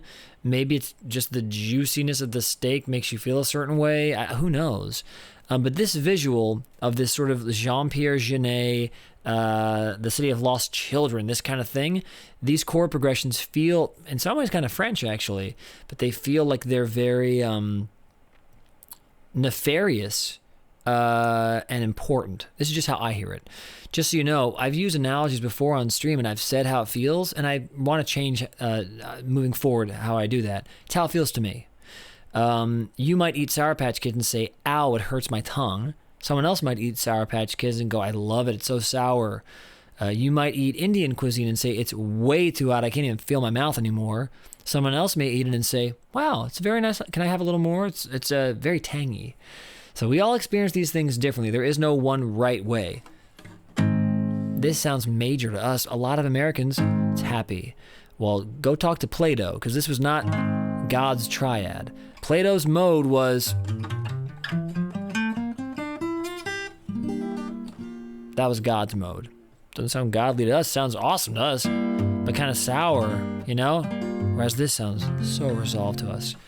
Give me another 500 years and I bet things will sound different, you know? Ah, this doesn't sound resolved. What sounds resolved to me is freaking this. You know, it could happen. So, to my ears, important and nefarious and foreboding. This movement, while similar, is very different. So this is going to be up a minor third. By the way, if you want access to this sheet music, become a patron for $5 a month. Just hit !patron. I upload these Music Theory of Gaming sheet musics to my Patreon. This goes down a major third, okay? Down a major third. Still parallel movement. But it's a different feeling. It feels similar. Jacob Collier talks very nicely about this. There's a music theorist, sort of, that is a real genius. I forget his name, but he wrote a book talking about negative harmony. Big conversation these days. And part of what negative harmony is about the parallel relationship. So if you go to the above world, you go like, 2 meters above water. That's the world. 2 meters above water. Let's go 2 meters below water. Very different world. One involves oxygen and breathability. One involves you better get your scuba gear. In music theory, the way that's expressed is oftentimes you go up a minor third and then go down a major third. You go up a perfect fourth and down a perfect fifth. Yeah, quiet arpeggio. It could be Steve Coleman. Also, Elers, thank you for your subscription. We are going to have, I thought my money goals were on this thing, but they're not. We have normally a goal down here. We're hoping this month to reach, I think, 500 subs, which is where we used to sit. So thank you for getting us there, Elers. It's awesome. Generally speaking, our subtotals go up tremendously during concerts that we do on here because people get excited and donate. But if you have a Prime or you want to gift out subs, it's September. Every sub you do, I believe in all of September, is 20% off. So if you were thinking, man, I want to pay my subs, I want to pay a year in advance of subs, have auto pay. Well, this is the month to do it. Oh, I want to gift out 10 subs because I like this content. This is the month to do it. So anyway, where this relationship of going up a perfect fourth, down a perfect fifth, you know, which obviously is a fourth. That's a little cheating. Up a tritone, down a tritone, again cheating. Up a major sixth, down a minor sixth. You get the idea, right? So this relationship feels similar to. They're definitely different, but it's more similar than this. That's pretty similar too, actually.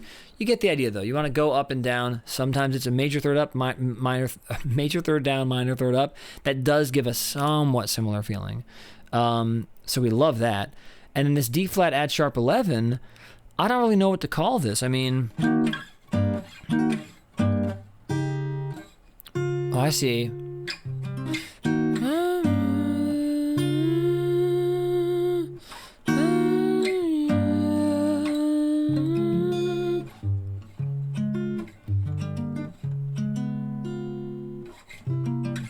I mean, to my ear, because of what happens after this is just to my ear.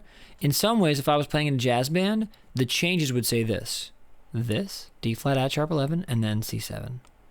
That would be the changes of the thing. And then what I'd do is all this cool stuff in the middle to get us there. That's just how my ear is hearing this. So I might go like this, E flat minor, G minor, like we have, right? Also, I love how I gave you totally wrong information. This is up a major third. So disregard everything I said. I was having a real moment. Okay, so they're very different feelings. I was wrong. Just forget everything you ever heard from me. I'm a garbage person, but I am just kidding. All right, so to me,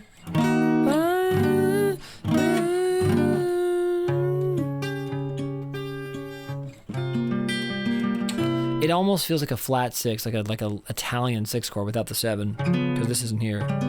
But it almost feels like that, like a way to get us back to F minor. That's how my ear's kind of hearing it, but you might hear it differently. Either way,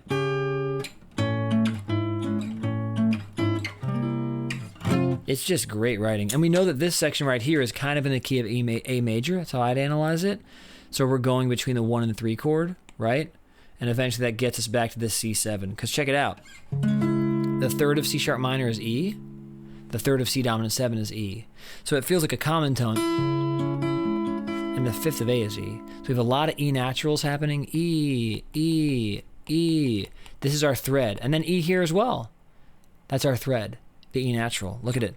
E, F.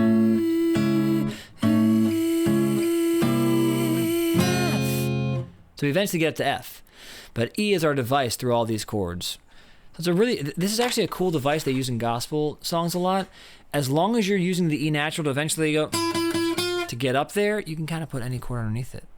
So if you're like trying to really create tension for the audience and you say, I want you to go back to F, keep the E in there and then pick different chords.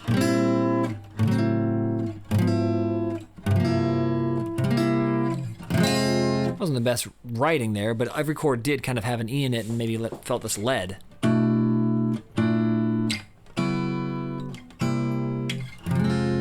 That's a really hip turnaround that was stumbled upon accidentally. B minor, this is going to F minor, B minor 11, B flat major 7, sharp 11, to C sharp minor 11, to C7. So I could see a jazz song going like this.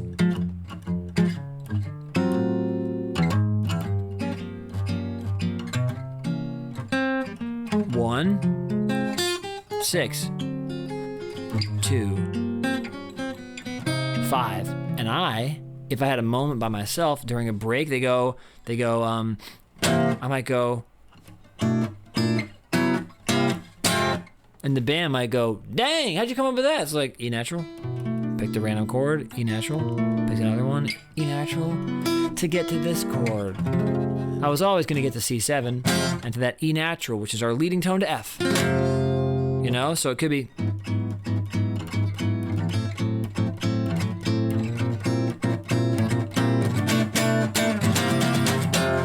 Either way, that got us to F minor as well.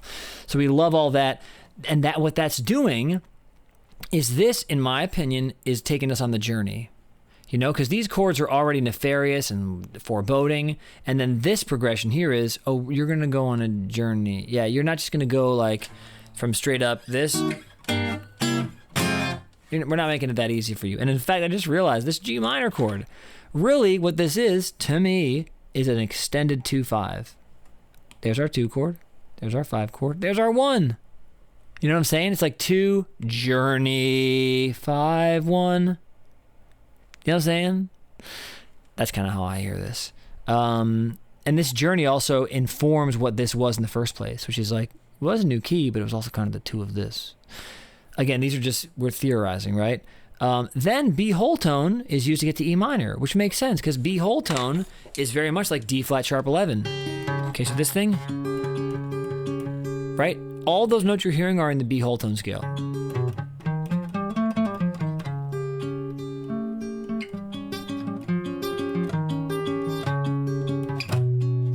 And B whole tone gets us real nice to E minor because it's like an altered 5 chord. So that's, again, brilliant to use that B chord in a unique way that references this moment. So on the one hand, we're like, oh, journey for between 2 and 5. But we're like, oh, remember this part of the journey? A whole step below gets us to E minor. I'm not saying this is what the brilliant man Peter McConnell thought. Like, I'm saying these things happen organically when you're composing or writing, and later on you go, nice, that did work. And then these things become a part of us compositionally or songwriter-wise, and they show up later in other pieces. So I'm not trying to be psychic here. I'm just saying these feelings are happening for a reason. Never will you hear a piece of music and go, wow, I guess it's just a mystery. I guess I'll never know why it made me feel that way. That won't happen. We can always analyze it and go, here's why. Now, that being said, if you keep analyzing, we might not have an answer yet. Like, but why do whole tone chords feel that way? Well, it was in this movie. Yeah, but if you go back to the first movie, why did that feel ethereal? Oh, why do whole tone chords? I guess the distance of notes is, why does that feel ethereal? And then you might eventually go, well, we don't have an answer yet. And that's a good scientist who keeps going, we don't have that answer. Let's see if we can figure it out. But the general device of music, or the devices of music, generally can be analyzed on at least this surface level. Okay, cool. So then the E minor, now we have half-step movement. But what have we all been talking about this whole time, right? We've been talking about parallel minor chord movement. So down a minor second, okay? And then this D at sharp 11, I just love that as a way to get to G minor. So in a jazz setting, a lot of times we'll use a sharp 11 chord on the 5, because it's 5-1. You see that happening? It's 5-1, right? D is the 5 of G, okay? But to make it sharp 11, do you know what this note is? It's G sharp, okay? Or A flat, whatever you want to call it, but it's G sharp. Going to G? That's weird. I love doing this in jazz settings.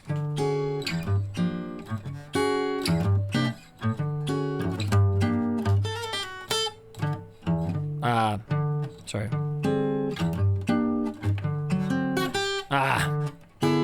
Shoot, 1 second.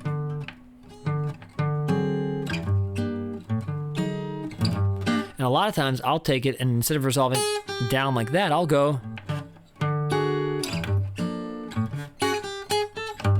Get the idea, resolve to the 9. But I love this because the amount of tension in a 5 sharp 11 chord going to a new key is intense. I mean, that's clustery.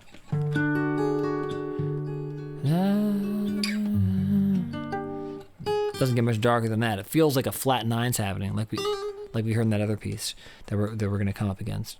So here, now we are going down in the major third, right? Now we're going down in major third. Going downtown. Okay, great. And then this B minor thing, it's another, now we're down to major third from the E flat minor, okay? So we keep going down in these major thirds with minor triads. And this I just love. I love this. So the relationship between these two, if we were to analyze it real quick, E flat, G flat, B flat, okay? Oh, I wrote E flat, but I meant B flat. Great, those are our notes there. Let's look if there's any commonality. Oh, B major? Yeah, it's a B on top, so that's a different note, so let's make that a different color. That's B on top, so that surely is different, but F sharp. I should have made it red. F sharp, which is enharmonic to what? G flat. And then look at this one, D sharp, which is enharmonic to E flat. Okay, and then we'll write B down here again in parentheses because it's really voiced this way. So in fact, let's make it really even more obvious. So this turns into this, and then these stay the same. Stay the same. Okay, you kind of see what I'm getting at here? So this G minor to E flat movement, then G minor to B major. Thanks, Ekhov. Okay. And then eventually it goes back to F minor. I love that. I love when you take two common tones, change one note, it's like a magic trick, and suddenly you're like, oh, it sounds similar, but it's different. So that creates a lot of more like watery movement in it. So it's like, I'm in 4, sorry. Oh, this whole song's in 3, isn't it? No, it's in 4.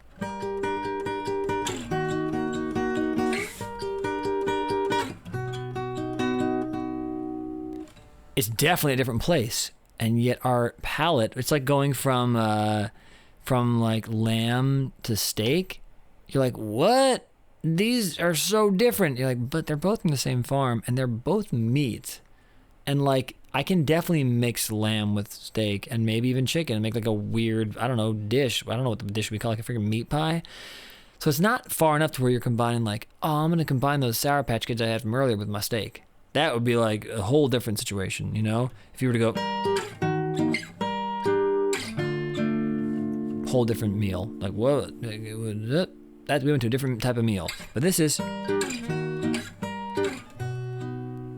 we hear this. That happened twice. This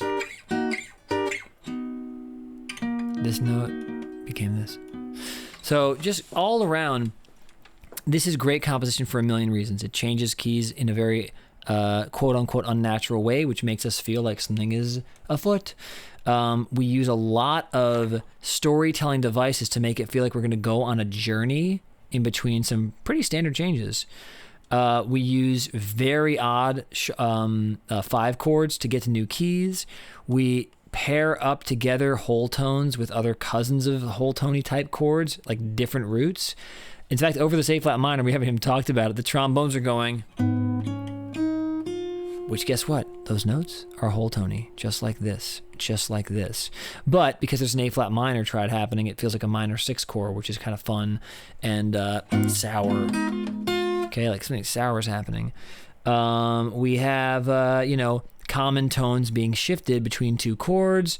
So just a lot of great devices that lead to this simple experience of the viewer. You start the game, you're like, oh man, I'm playing Psychonauts 2. Oh man, this game is going to be freaking creepy. And this game, creepy. And this game is going to be, oh man, probably such a great story. The journey's probably so great. Oh man, this game's like off kilter. Like it's a little weird. Hold on. Oh man, this game's probably, you're just feeling this stuff, right?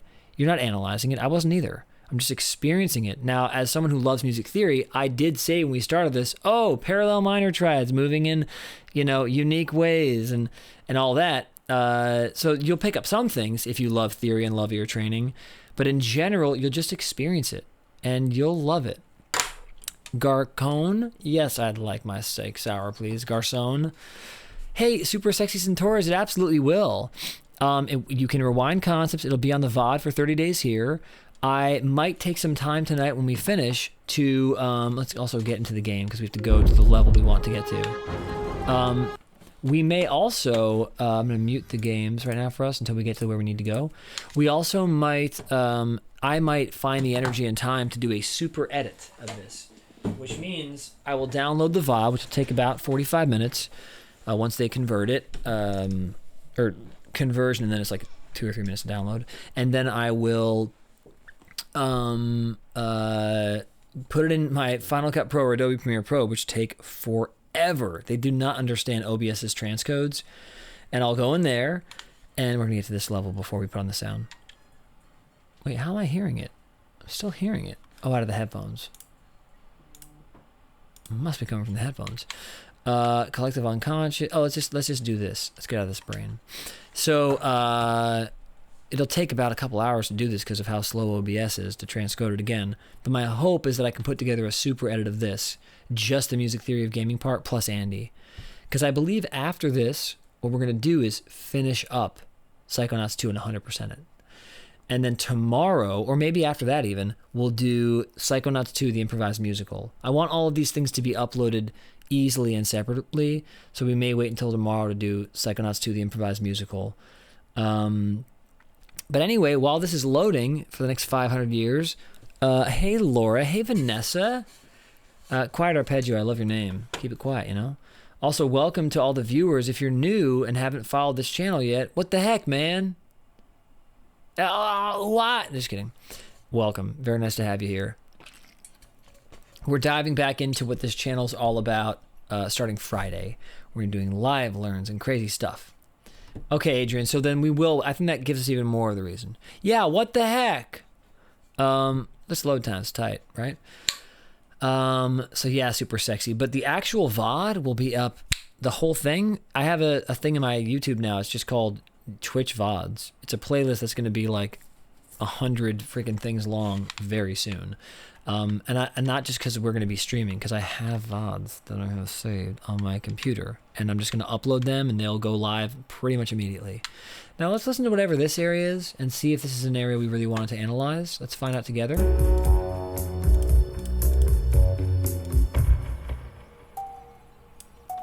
That's fun. It's amazing. That's great. Little triangle action.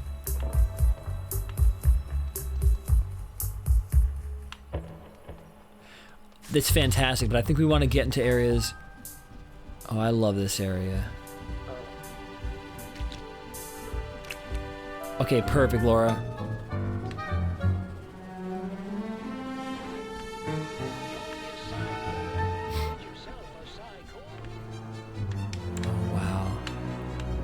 I think what I'll do, Adrian, is maybe, I love this, we're doing this. What I might end up doing is creating 2 playlists, because I do think I should have a Twitch VODs playlist. So if everyone's like, oh, I heard he streams, they can just see like every single VOD is easily organized. Like they're all there. And then what you can do is create a separate playlist. So things like this can be on separate playlists. I think that's a great idea. Ekov, do I mind? No. When are you gonna put this on Instagram? When are you gonna upload so I can shout you out and whatever the heck you? Oh, we have very exciting news. Oh my gosh! Wow. I hope. Oh wow. I'll share this if I'm allowed to. May I share? He said, and that he's coming on. Coming on, or just the latter. So kind. That would be amazing. I would love it if suddenly this channel we start having interviews with. Man, that'd be crazy. Very cool. Long story short, I think I'm allowed to say this. The composer Peter McConnell. Maybe I'll wait to share that. I'll wait to share it until I get the okay to share things. That's so cool. Okay, so let's analyze this, okay?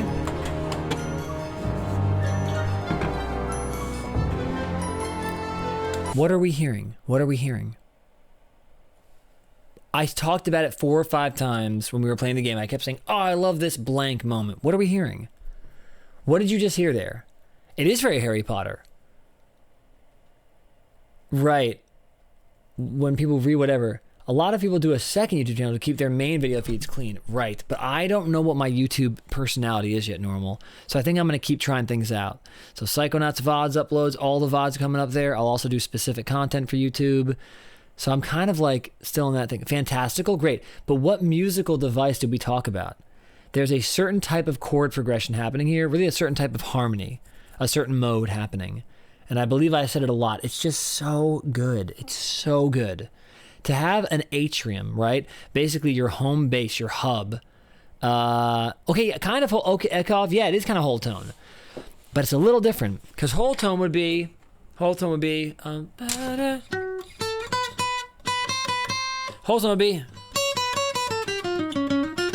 Whereas this is...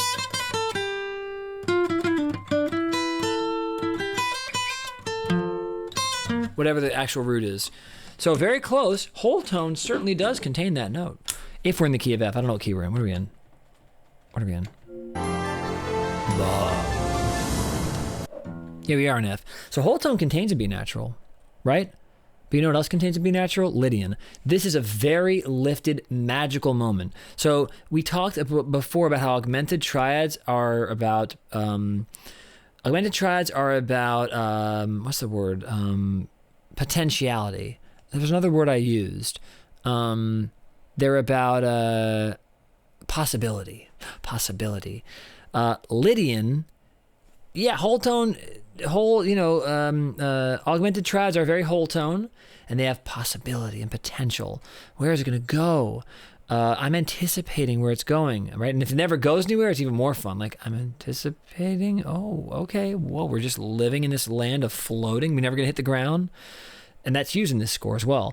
The sharp 11 thing, the sharp 11, which is the Lydian, is more like magical, ethereal, okay?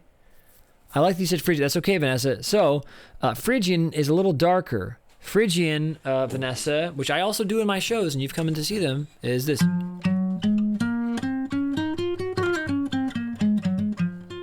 it does sound kind of mysterious. But this is...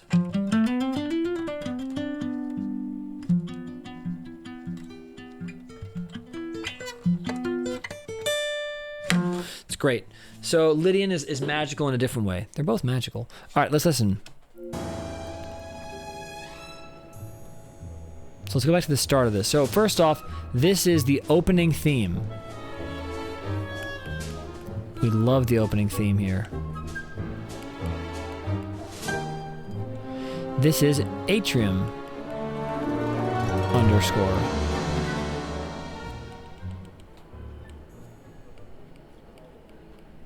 Oops. Great, atrium underscore. So we gotta move around to get the score happening. That's the one thing about this game that we have to remember. Let's have our guitar on this. So G, a little G triad moment, really just thirds, but that's fine. Little G triad, okay.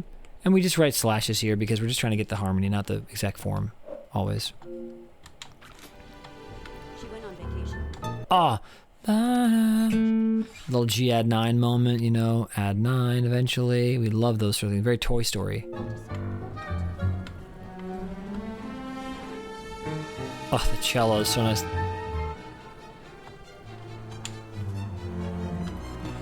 Oh. There it is. It's just so good.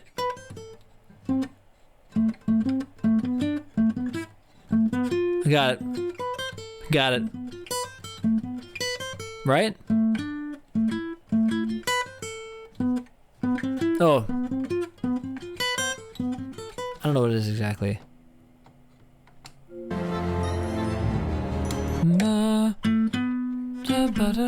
I got it. That is dope, dude. Oh, that's right, Rhapsod. That's right. Nice to have you. Atrium. So we're over F. We're very much an F Lydian, okay? And this melody is dope, actually. So, okay, I love this melody. Jeez, I'm gonna write it down for us, okay? Ba-da-da. Let's actually move it over here. Ba-da-da. And I'm gonna give you a really cool thing right now to notice. Ba-da-da. Da-da-da. Okay, you're gonna love this, I think, once you hear it. These are triplets, obviously. Or maybe the song's in 6/8.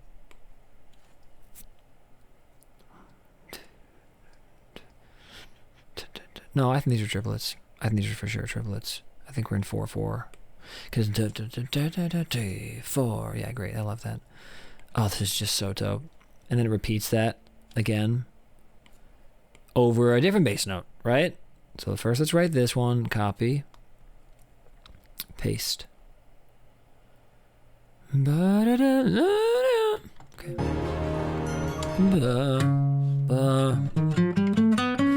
Hey, that is kind of whole tone.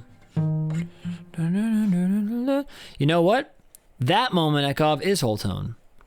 D flat, but not exactly because these melody notes are not whole tone. But it is D flat 7 sharp 11. Or no. See, there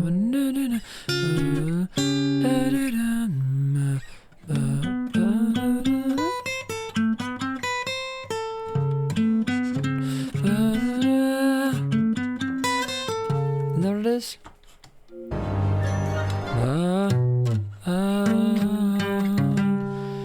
It is kind of D flat 7 sharp 11 sharp 5. I don't know, man. There's a lot happening there. Same melody though, right?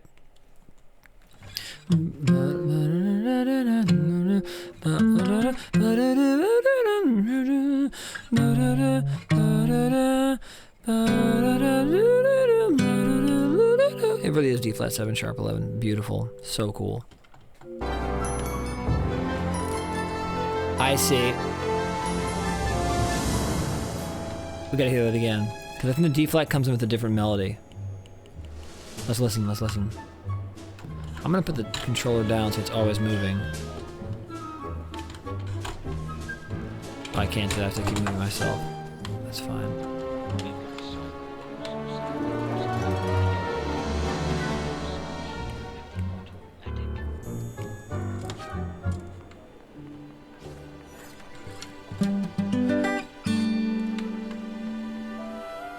Oh. Wow, it's great. Great.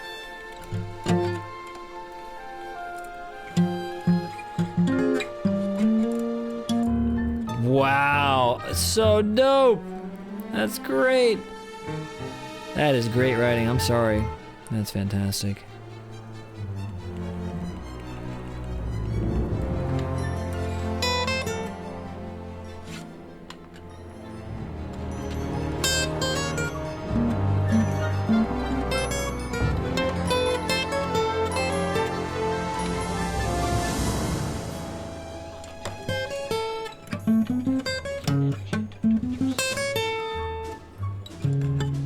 I don't even know what that is. I need to figure this out.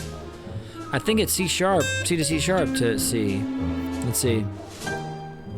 So we know what this intro section is. This is so nice. When it gets quiet and the clarinets come in. Okay, let's walk around. I can't wait for the OST to come out. There it is.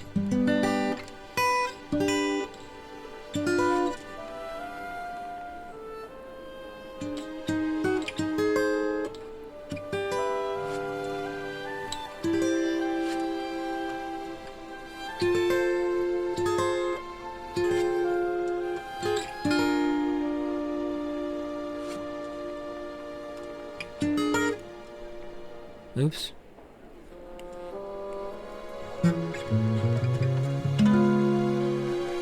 Got it.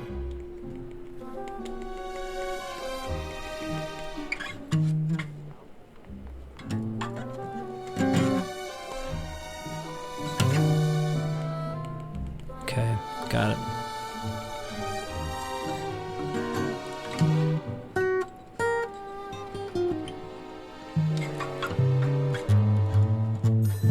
Half diminished, cool. So many cool moments happening. We're just getting to bare bones. Cause it's tough with the looping and all that stuff, you know?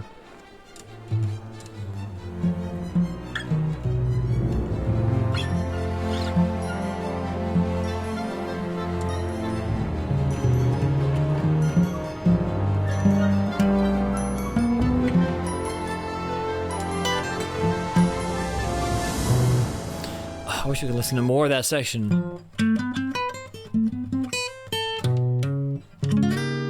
Anyway, we're not going to exactly get it perfectly because we don't have the OST and it's not really looping. So it takes so long to get to these points. But check out how dope this is. Tape down the analog stick, I know, and then I run out of the room and go to new song. So this intro with the clarinet is so beautiful with this melody that comes in. Okay. I don't have the exact melody in my head. Then it goes to A flat. It's sort of like a George Gershwin thing, like a Rhapsody in Blue, because that's happening over this G triad.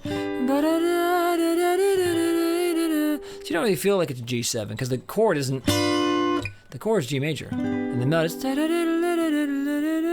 right.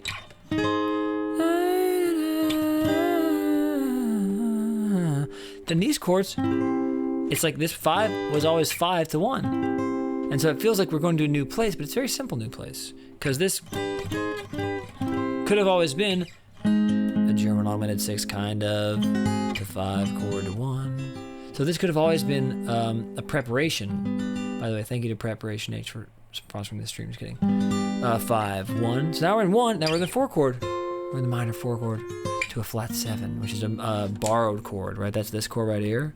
Okay. So long story short, what's happening here thematically? Well, we're perceiving this as a key, and in fact, it's the 5 chord of the new key. So when does that happen in one's life, right? When you say, oh, you were walking in front of me on the street and you said, do you want to pass? And I thought you were being nice to me. And then you said, 'cause I'm waiting over here. You're like, I thought this was what we were doing, is you were being nice to me, but you were just using it as a way to tell me that I'm an idiot. Like, I thought it was this, then I realized in fact it was this. So this 5 chord feels like a 1 chord. And then you're like, oh, when have you heard this happen before? You've heard it happen there, okay? We've heard that happen a lot.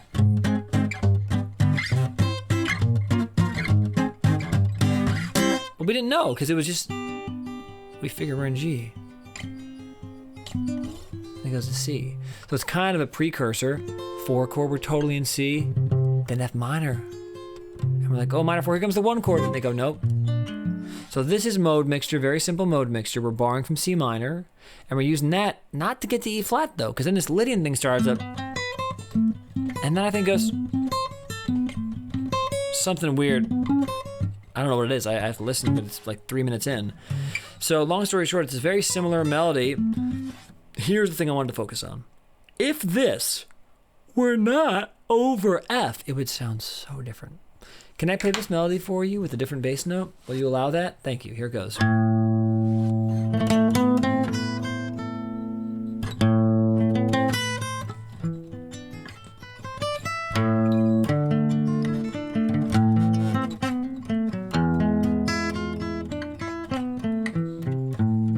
comes the melody again.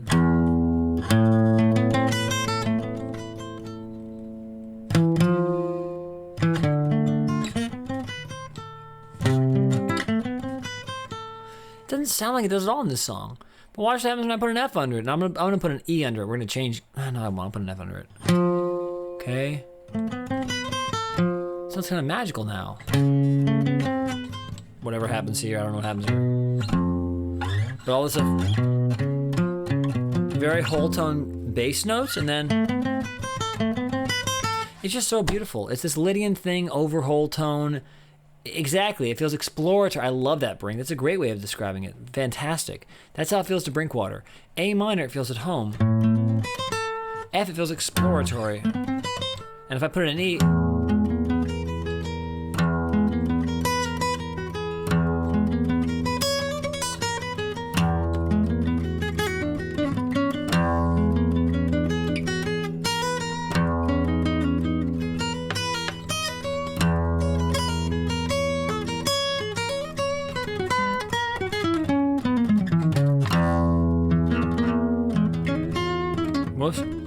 totally an F Lydian. Yeah, it's beautiful. And one thing I love about it, we actually are going to come back to it, because the orchestration is just so fantastic. Again, this is in basically a lobby. When have you ever heard game music have this lobby music that's this good? So flute, strings, snare drums, you know, trombones, French horns, augmented bada. There's a de-augmented somewhere in here. Oops. Somewhere there's a de-augmented. It is.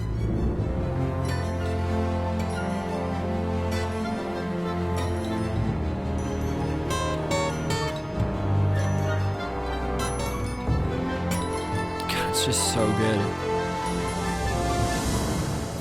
So trombones playing that melody is just so powerful. The bass drum going boom, with that low note. It really feels cinematic, you know? And I think video games, a lot of time, Halo has great music. Destiny 2 has amazing music. There's so many great games now that are doing full scores, you know? And what sets these apart is the fact that they're using not just 8-bit or 16-bit sounds, obviously, to reference old songs we love. They're also not just using rock instruments, right? And if they're using a flute, it's not just by itself over strings. It's truly orchestrated. And I would challenge someone, this is just for my money, this is just an opinion, please take it or leave it. Yeah, Halo music is, but I'd say this is even more god tier. This score is for my money. I would listen to this for fun, whereas Halo music makes me feel like I'm in that crazy, scary chant place, but I would listen to this for fun. Like Destiny's Ark, the score we had by our good friend Good Gravy Graham, that's just something I'd listen to for fun. Very similar devices. But anyway, that's just me. But the hot take I'm gonna have is that video game stories, I'm wrong on this. I know I am. It's just my opinion. Video game stories to me have not reached film and theater stories. And the reason why for me is in film and theater stories, we're on a train and the director and writer choose how we pass through time. In video games, we choose how we pass through time. Heck, I spent like 2 hours collecting stuff before like another story moment. So I'm not saying it's impossible for a game to have a story like that, but often for me, I play a game to be active. Like, for example, in Zelda 2, Link's Awakening, I'm like, or whatever, it was what was it 2 one called? I don't know what it was called. Link's Journey or something. I didn't want to talk to everyone. I'm like, come on, let me freaking play. Stop talking, right? Even in RPGs, I'm like, I want to grind, level up, and go beat the boss. That's me. It's just me. This is why I said this is a hot take opinion. So, that's great. Until Dawn was great. Yeah, so for me, The Adventure of Link. Thanks, Brink. So for me, personally, it's storytelling in film and movies and TV and theater is like, that's where it's at. Imagine if you were around a campfire 5,000 years ago, 10,000 years ago, and you're hearing stories like we've heard for our whole life by another human. They probably wouldn't be like, and then the bear 4 hours later came up to me and was so, and then 3 hours later, scary. You'd be like, oh man, come on, dude. So my hot take is that the storytelling in games, this is about as good as it gets. Tim Schafer's a genius. So I'm not saying it's so good, but the music in games, I think right now, is like some of the most advanced, amazing stuff. And I don't think people know that. I think people think, oh yeah, games, and the music's in the background. Honestly, I would put some of this stuff on stage at Disney Concert Hall, not with the video attached. And film scoring, I say the same. Forget the visual. Just listen to it as it is. Sure, we're an ADD culture, so we're like, I need more stimulus. But if we didn't, to me, I'd put my money, I would say this stuff is, some video game music is touching like straight up classical composition, which is just to be enjoyed purely audibly. The only difference being the composers for games and movies are given a lot of strict regimented rules. Like, we need 37 seconds of a cue. Or like, hey, write this cool thing, make sure it's under 4 minutes and can loop. Right? But these composers are like crazy. Crazy. So I don't listen to, I hear a video game story and play through it, I'm like, yeah, it was great. But then I watch like a Sam Shepard play and I'm like, oh my God. I'm moved, I'm touched, I'm changed. Video game music. I go, I'm changed. Yeah, I'm getting high off just the music. That's how I feel. Anyway, let's dive into one more song. We might do 2 more, but let's go to exactly where I want to go to, because I'm playing the game. You got it? We're going to the quarry, and we're going to the top area where there's a flat 2 moment happening. Quarry? So there's a flat 2 moment happening only with the trill. The actual scale of the song does not have the flat 2. The trill does. Let's turn off the music for a second in case it gets loud. We want to get to the place first. Dynamic game music is some 300 IQ. Yes, serious Super Sexy Centaurus. It's just unbelievable. Yeah, this is a really great. By the way, are you guys happy with the work I put in? Because I created, like, look at this. I really worked hard on this. Didn't take that long.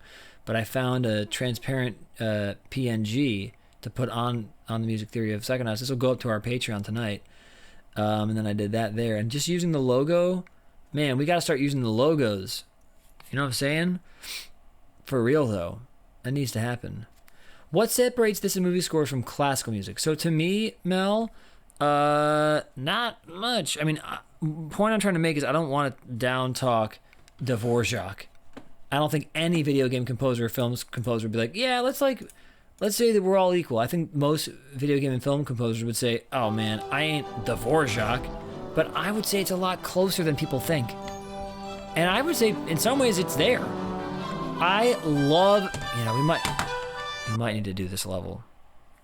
I want to do a different part, but it's so great. It's such great Americana. We're not going to do it only because I want to pick one other place that's in a totally distant land, different genre, and we're going to end this music theory of gaming thing by doing Jack Black's song. So we're going to leave kind of a fun soundtrack for the end versus score. Even though I'm musically much more moved by the score. I'm always more moved by the score than the soundtrack. Always. That's just me.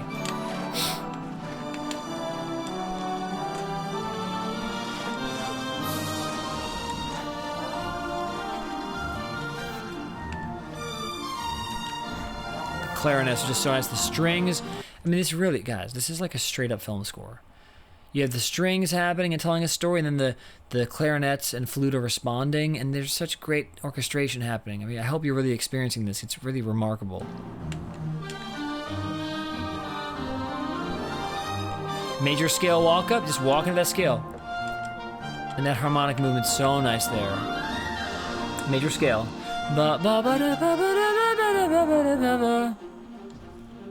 Okay, 5 sus chord, just like in Superman the movie, right? So up here, I believe, is where we started to hear this stuff. Oh, good. Oh, there. That. Secondary dominance. We love this piece. So this is the piece we're going to be really enjoying. So I guess it is the Americana piece. Quarry theme. Oh, it's just so good. I can't get over it. Okay, here we go. Walk up those diatonic chords. Hell yeah, baby! We're in G major.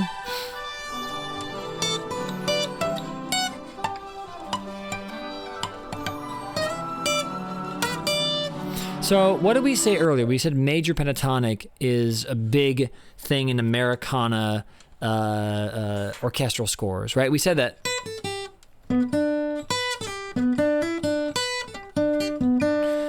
And also major scale too. But we love that melody of this G major situation. Let's keep going.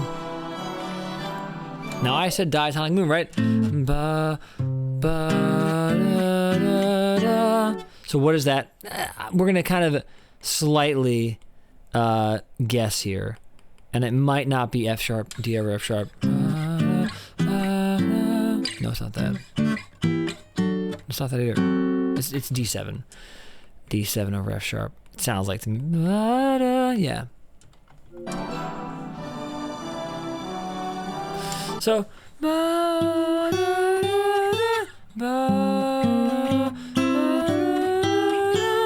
Those thirds are really what matters. I'm going to put this all in parentheses, okay? But moving in thirds makes a difference. If I go like this, doesn't sound the same as... What does that sound like? A film score. That's my opinion. I'm sticking to it. Sometimes, here's my point. Less is more. As far as creating genre, creating a true experience of genre, right? So less is more, because if we're moving and we're not saying, oh, we're going to do block chords, we're going to have full... big voices, fine, that's jazzy. Or like,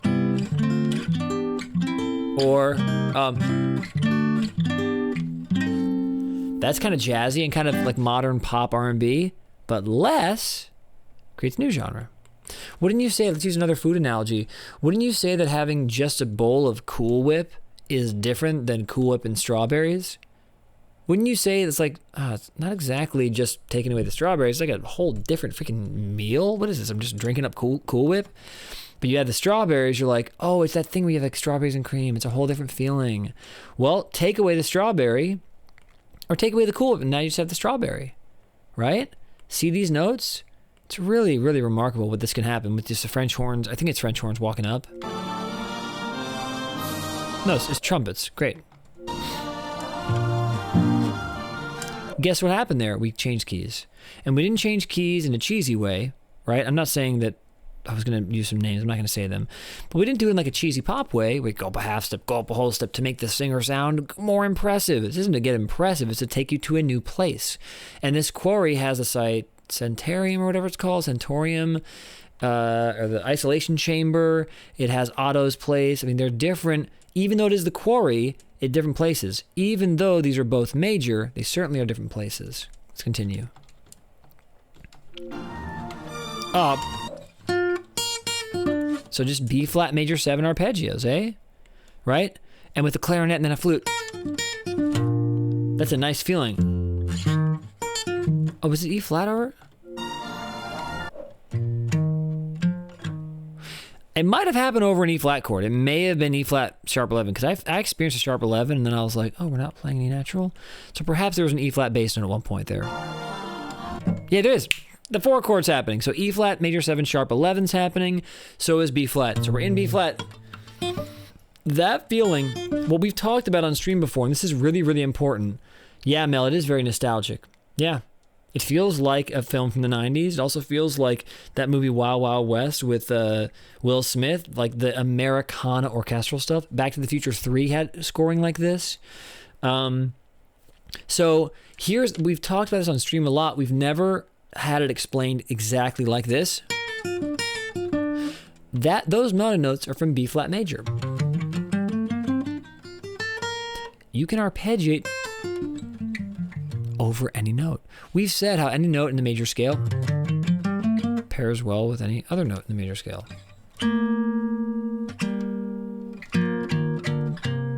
They all work. That's B flat top and the whole B flat major scale underneath. Okay. I also could do a B flat arpeggio, but I can do it over any one of the B flat notes. So here's over C. Here's it over D. Here's it over what it is here. E flat. Here's it over F. G. A. B flat. So it's the B flat major 7 arpeggio, but the bass note changes. And it just feels so magical with the orchestration.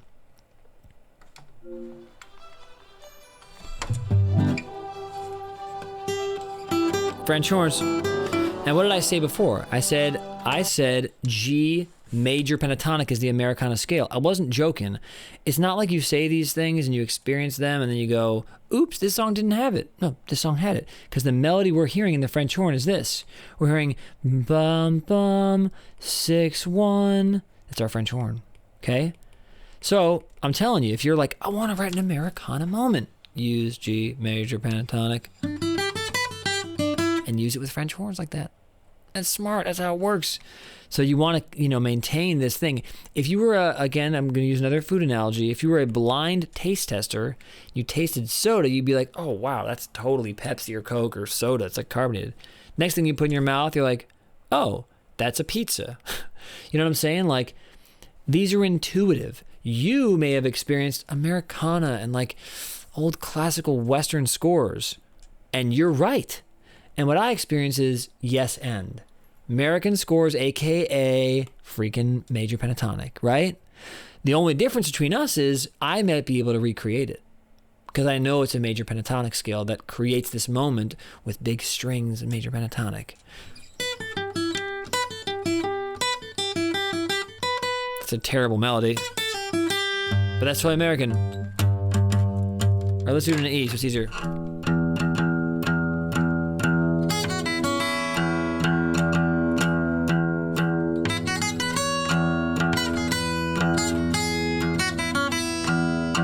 Also, you might notice it also sounds kind of Native American. Oh, I wonder if there was ever a convergence of the two cultures. Yes, there was. Obviously, that's a whole different story for another day because it's a very dark story. But in many parts of human history, there are darknesses, but artists like you watching, and I would hope like myself, we find a way to make meaning from it and combine things, and we create new sounds and new experiences that tell the story of these combining civilizations. So anyway, let's keep going a little longer until we get to the flat 2 moment.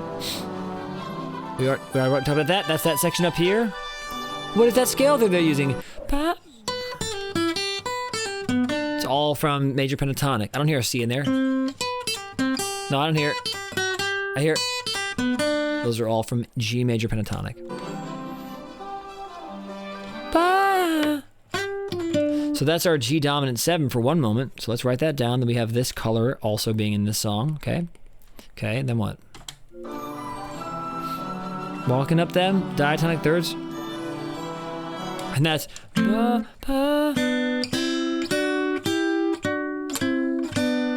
right? Just walking up them thirds diatonically, meaning we're from the key of G major. No note that you're hearing is not already one of these 7 notes that we've decided here, okay?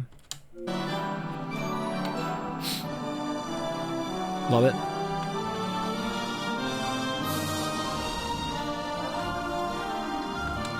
So it's kind of our E flat to B flat moment, and we have that scale coming in. Ba ba ba da da ba ba da da ba ba da. Same arpeggio, different diatonic chord because we're totally in B flat, eh? Here it is.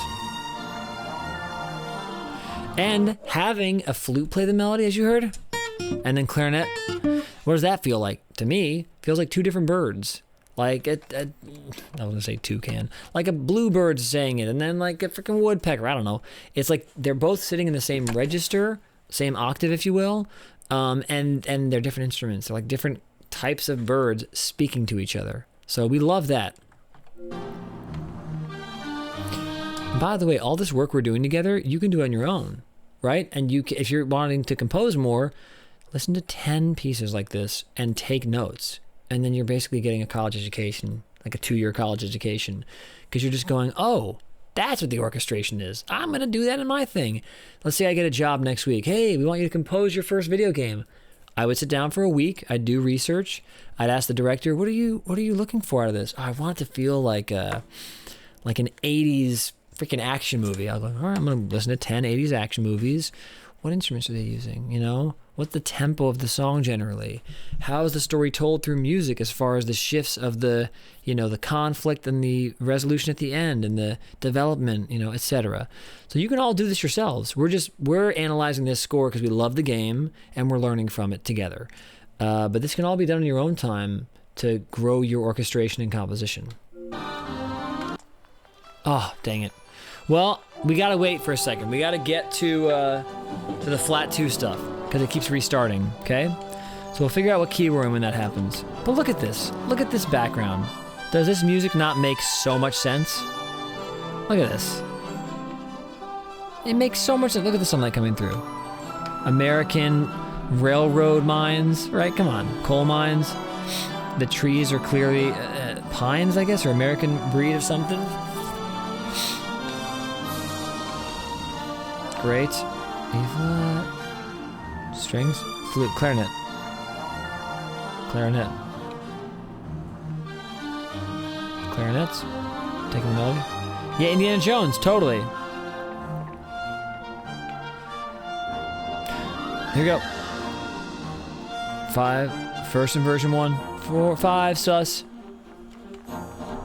5. 7. Sus. Okay. And then B flat. Okay.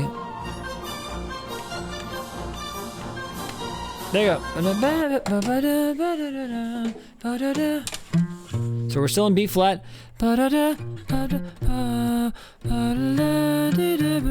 Still B flat major pentatonic. A. Right? But because the cymbals are and then the trill is B flat to B. Okay, I'm gonna call it C flat so you can see the trill happening. trill. Okay? That moment, that is the otherworldly moment. Okay? And where are we heading in this part of the game? When this score thing happens, we're heading to the Forbidden Forest. So that flat 2 is really freaking crucial, in my opinion, to creating potential. Where are we going? We're not just Americana, because that flat 2, that happens generally in Bulgarian, Balkan, Romanian, Hungarian, that sort of music. You'll be in a major key or major pentatonic key or maybe a Mixolydian mode, and then you will hit that flat 2 like that on the trill. It's great. Back to 4 chord. Oh, yeah, this is great. This is great. Okay, so this is E flat to C. That's why it's secondary dominance. Because last time I checked, the 2 chord in B flat major is not C major. Oh, so we're in 6/8, by the way. I've been screwing that up. Then we're in when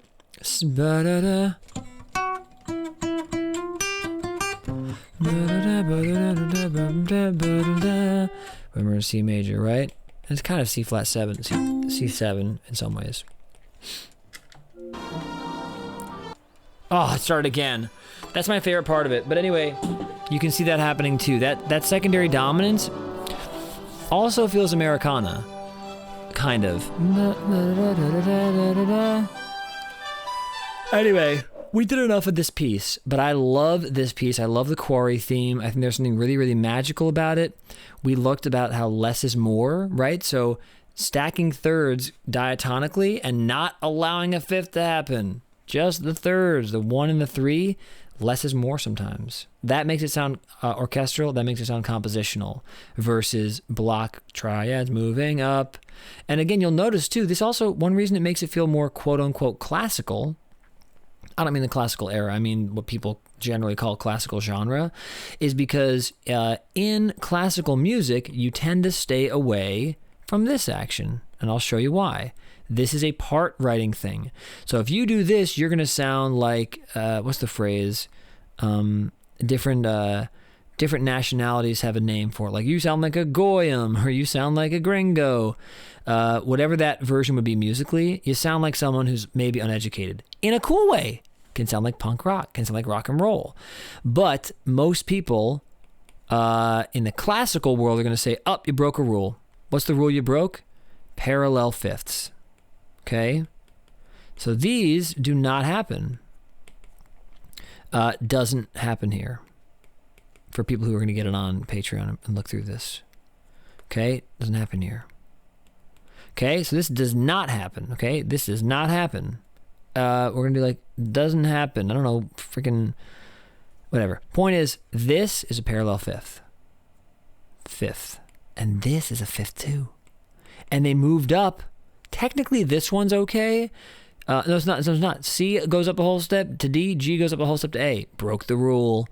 D goes up a whole step to E. A goes up a whole step to B. Broke the rule. So we don't want this. We don't want this. We don't want this. Right? You know what I'm saying? That looks like half diminished. I don't want that. I'll just say an X. We don't want this. We don't want this. And then E goes up to F sharp. And B goes up to C. So that technically is not a parallel fifth. But it kind of is. So anyway, you remove these parallel fifths and just use the thirds. It sounds like you know what you're doing. It sounds like you know what you're doing. So if you're going to move things parallel and diatonic, don't use the fifth, man. You're going to sound like someone who comes into theory class or composition class and they'll go, nope.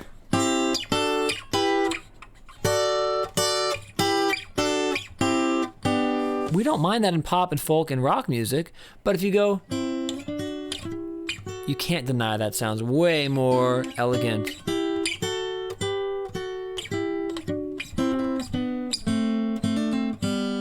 You know? Then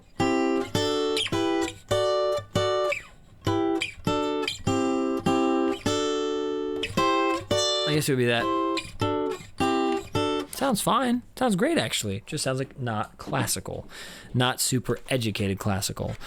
The Lydian moment we love. There's a lot of Lydian in this score. It makes things feel expansive and unlimited. We love that. There's a little bit of moment of G7 kind of in that Americana thing. This bump bum bum bum bum bum bum bum bum, right? So this, it's the Superman 5 chord. You know how Superman goes? Oh.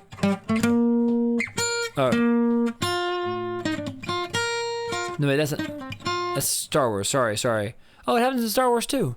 But I'm thinking of this song.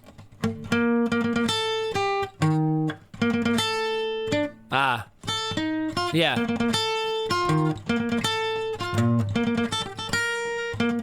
Before he's like, and the melody happens, you know? And Star Wars too. So it's an F, B flat, E flat. That's it. So instead of going, you keep the root in there. The root of the key of the tonic. So that happens here, which feels very majestic, very powerful, very, not regal exactly, but big. And then we got this B flat major pentatonic with the flat half step trill, which is like, excuse me? Now that may have happened in Americana music, but if that ever happened, it was to make you feel like you're going far west, like really far west, like unknown territory. And then there's a little bit of secondary dominance, which just feels like Toy Story to me. It feels like playful and fun, and you're having fun out here, right? You're running around having fun. So anyway, this score is fantastic. These are really the three pieces I wanted to touch on. The Atrium underscore I loved. The opening theme I loved. I also love the quarry theme, as you can tell. I'm open to us getting a little farther down here. And also one great thing about this music is that it makes doing a collectathon fun. Because collectathons can be kind of drab. Like, oh, I gotta capture all this stuff. We're in B flat major. Flute, clarinet, come on, how good is this? Okay, score restarted because I am playing the game quickly and running through it and keep pausing it. This did not happen during our playthrough, it was seamless. Okay, alright. Great. We're gonna get over to the place where we can quickly transport ourselves. Here we go. Different music. So now we're gonna go into somewhere a little bit more. Trying to remember where we had some crazy music. I bet in the questionable area, I bet there's something interesting. We're not analyzing this. This is just a octave freaking phased. So there's nothing to analyze here, really. It would probably be nice to go into at least one brain, so maybe I should do that instead. But we're gonna do Jack Black's song after this, and that'll be really fun. Let me actually cue that up. Yeah, it's very Copeland, WFMU. I'm sorry, I missed that. Very Copeland. Great reference. Yeah, if you all aren't into Copeland's music, how can you call yourself a patriot? Just kidding. But seriously, look into it. Phaser. It sounds like the right side's flanger and the left side's phaser, and I'm not joking. No, it's kind of both flanger. I don't know the difference. Well, I should know the difference, but I can't tell right now. Okay, Jack Black, Psychonauts 2.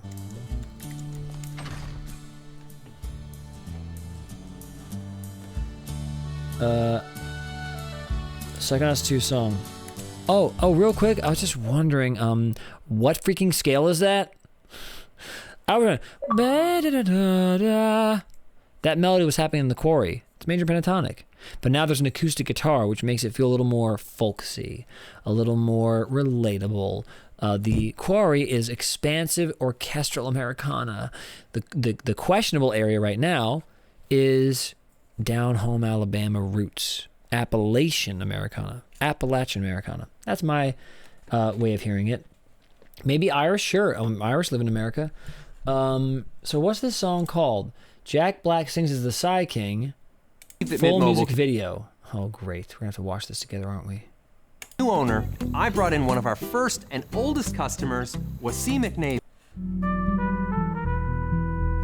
Video game. What's this called? Video game sophistry. Great, so they made a music video. Very cute. I'll show it to you in a second. So first, let's just walk through.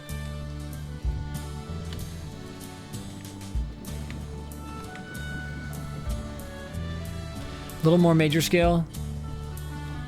Great clarinet playing. I love the way they doubled the acoustic guitar and so your left and right. 4 chord. Oh, that guy. Oh Lord, that's loud. Well, I'm not trying to actually play the game right now because we're gonna beat the game later tonight, but we hear... Shoot, we need to get out of here. We'll do that later. We're gonna play the game later and 100% it tonight after this Music Theory of Gaming stream. And I'll probably keep it as part of this stream. And we'll just like talk about the music as we go through 100%ing it. But right now we're deliberately trying to really, really focus on the music theory, okay? So we're not playing through. So here's a 4 chord. Oh no, 5, 1. Okay. 4 chords coming up. Okay, 4 chord. G. So we're in D for this, you know? So G.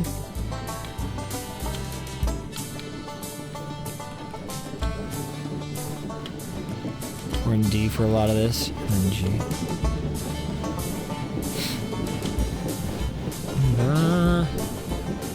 Yeah, F major. D. So similar melodies, different key.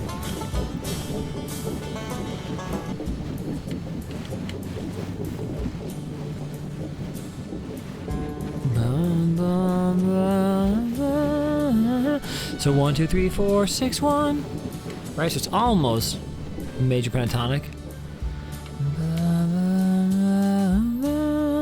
Anything else here? Referencing that melody from back in the big quarry. Love it.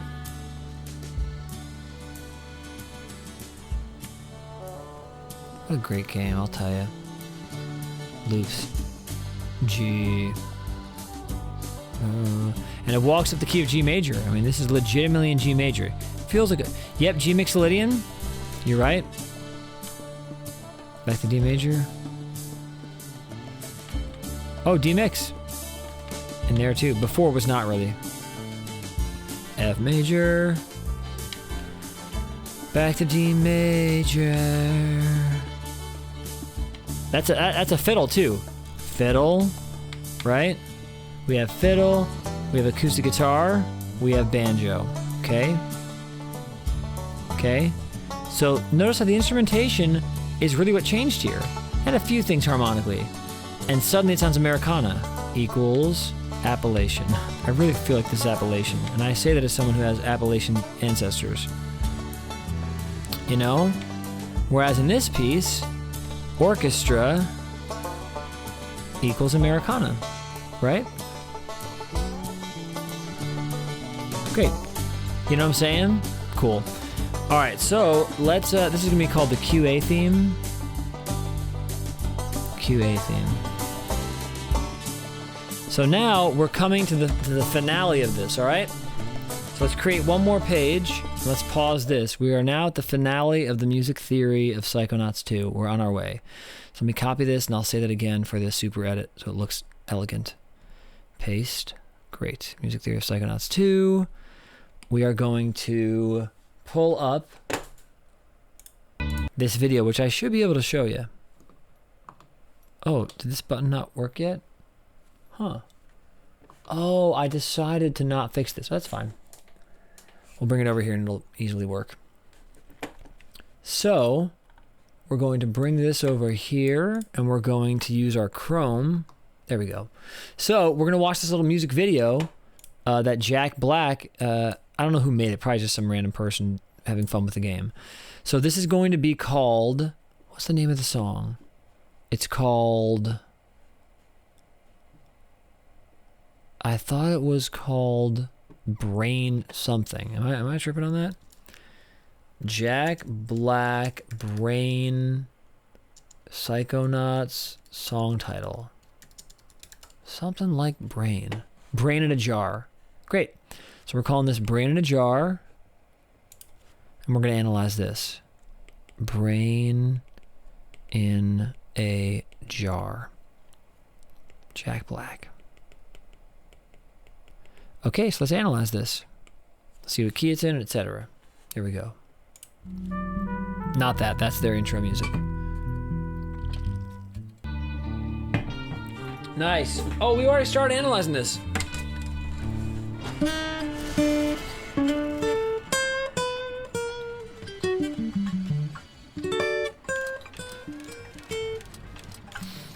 Let's fast forward this. Oh, this is a music video in the game.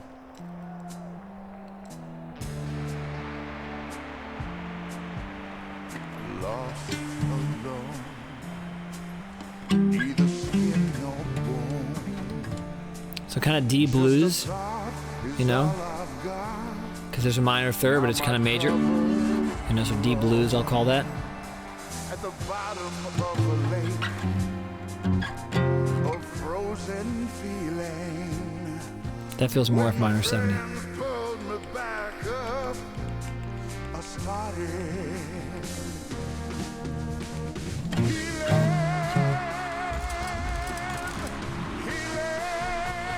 Nice. I started. Cool.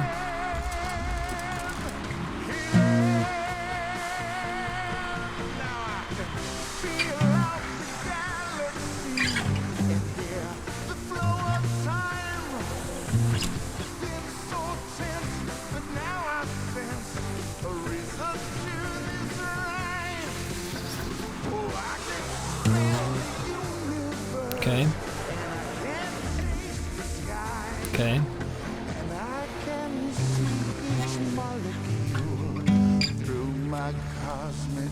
Great, love it. And I can see each molecule through my cosmic eye.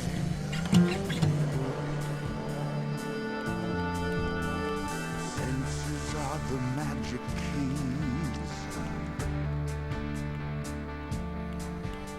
They fill the holes I've had.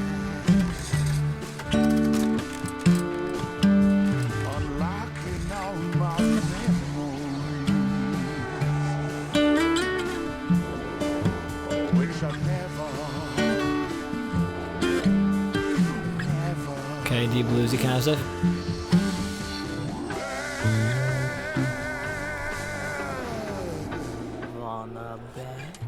Okay, got it. Harmonically, we're almost done with this. No, not all your here. We got it. Great. So this is Brain in a Jar, okay? This is it, and it's pretty much in its entirety, all right? So what's happening here is a really cool thing. So some of you here like 70s music or late 60s kind of psychedelia. A lot of times what that was is the inverse almost of what we're hearing in the orchestral score. In the score, we're hearing a lot of parallel minor chord movement. Parallel minor chord movement sounds sophisticated, sounds elegant, sounds foreboding, sounds mysterious.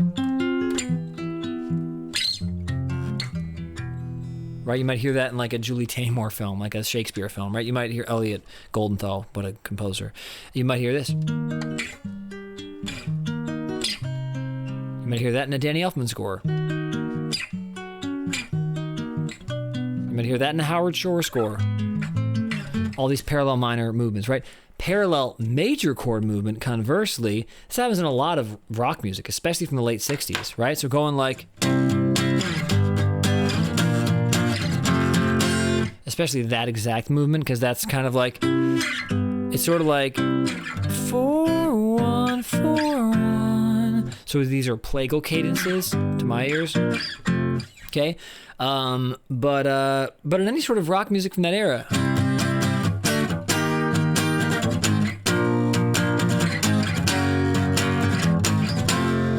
those chords are very different than what we see here, but it sounded kind of like that era a little bit, right? Like late 60s rock, 60s psychedelia. You also hear this sort of stuff a lot in David Bowie's music. So this is very smart writing. Had these all been minor chords, and instead of going,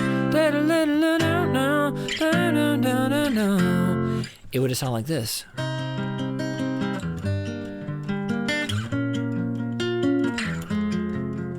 I mean, even if I tried to play it up tempo,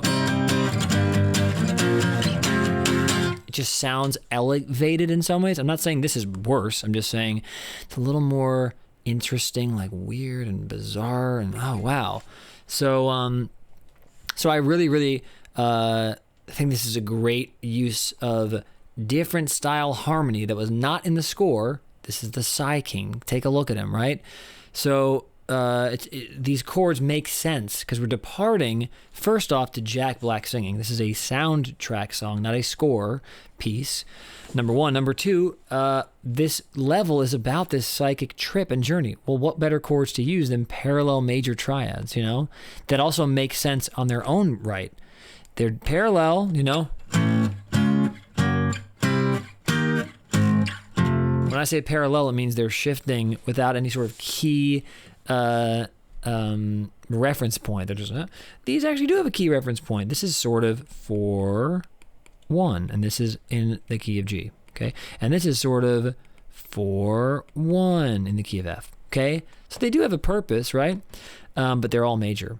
The only quote-unquote minor chords we have, they're not even minor. They're just blues, meaning in blues music, if you're familiar with Jimi Hendrix especially, this sort of stuff happens. Dominant 7, dominant 7. And then Jimmy goes, wah, minor third. Dominant 7, minor third melody. That's a kind of a blues trope. So you'll be like,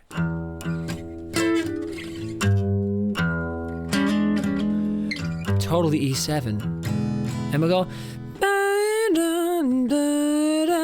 G, E, and D, G. Well, but I thought it was G sharp. And the blues person goes, nah, it's G.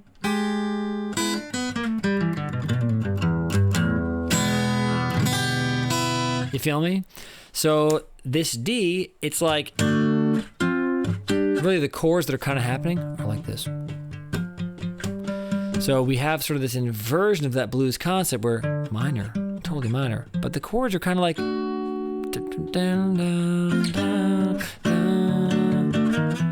so it's kind of like mode mixture-y because we're borrowing the F chord from D minor, but we're in D minor, but it kind of feels like D major. So I call this D blues section, an F blues. And there's cool parts. If we wanted to get deeper into the parts, that would be more of a live learn sort of thing. This is more of an analysis thing. So this song is full of major triads. I don't see a minor chord in here, okay? All major, moving in unique ways. And also it sounds kind of like a musical theater thing, like a Stephen Schwartz thing, a la Pippin, because it's, whoa! And it sounds like a Beatles thing. So where you put these parallel major 7 chords create different references inside of us. It feels very powerfully rock and roll from a previous era. People don't have the... listeners don't really listen to rock as much as they used to, as you know. And they also don't have the ability to digest stuff that's this cool and good. I don't know why. It's very sad to me. So I love this whole piece. So we did a pretty good thing today. We did the music theory of Psychonauts 2. And the music theory of Psychonauts 2 today featured our opening theme, which is just brilliant and haunting and foreboding and dense. Maybe not dense. It's just very rich. And then we have the atrium underscore, which is just so exciting. Over F.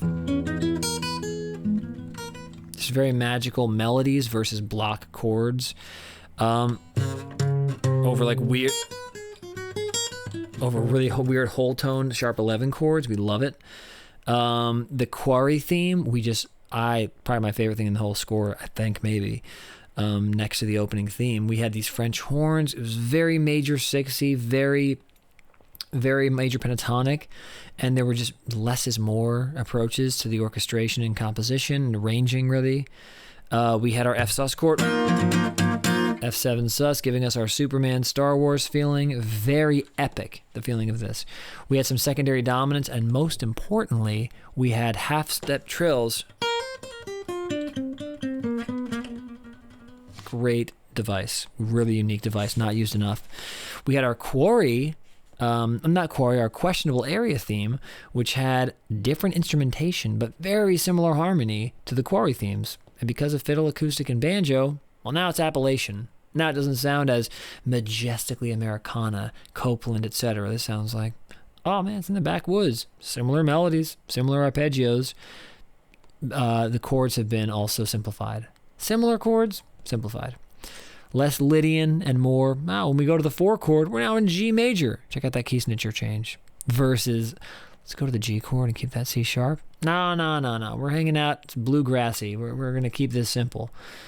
Brain in a Jar by Jack Black. Lots of parallel major chord movement. Kind of the inverse of the opening theme.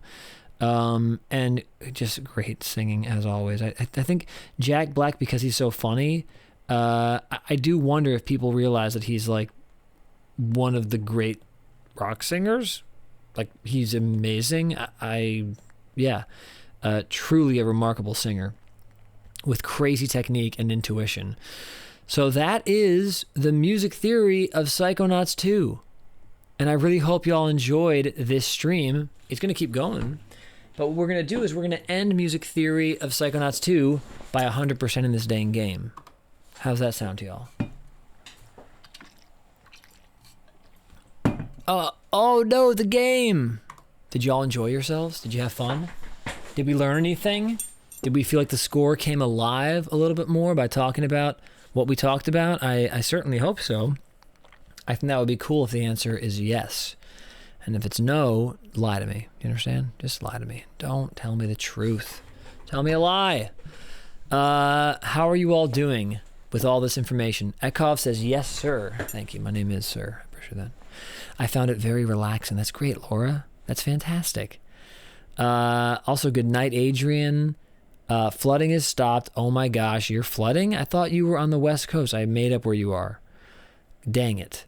Let's actually go to our higher camera, actually, and let's keep that iPad going.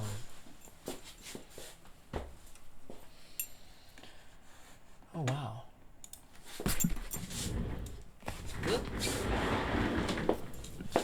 I should be using this camera more often. I look like a tan person. I look like I've been tanning. What am I, tanning? What is happening here? Look at how tan I look. Which one's true, this or that? I don't know, real quick though, let me just check something. Might need a little more light is all. What a fun stream. God, I love this score. I mean, I will say, no hate on any other score we've had. Not trying to troll or be mean, but this is my favorite score that we've analyzed in the music theory of Psychonauts 2. This is my favorite music theory of gaming we've done. Partially because we had Andy on, right? But mostly because this score is like something I would listen to for fun. As much as I love Sonic CD and as much as I love, 16-bit sounds, this is where it's at. Let's do this real quick too. There we go.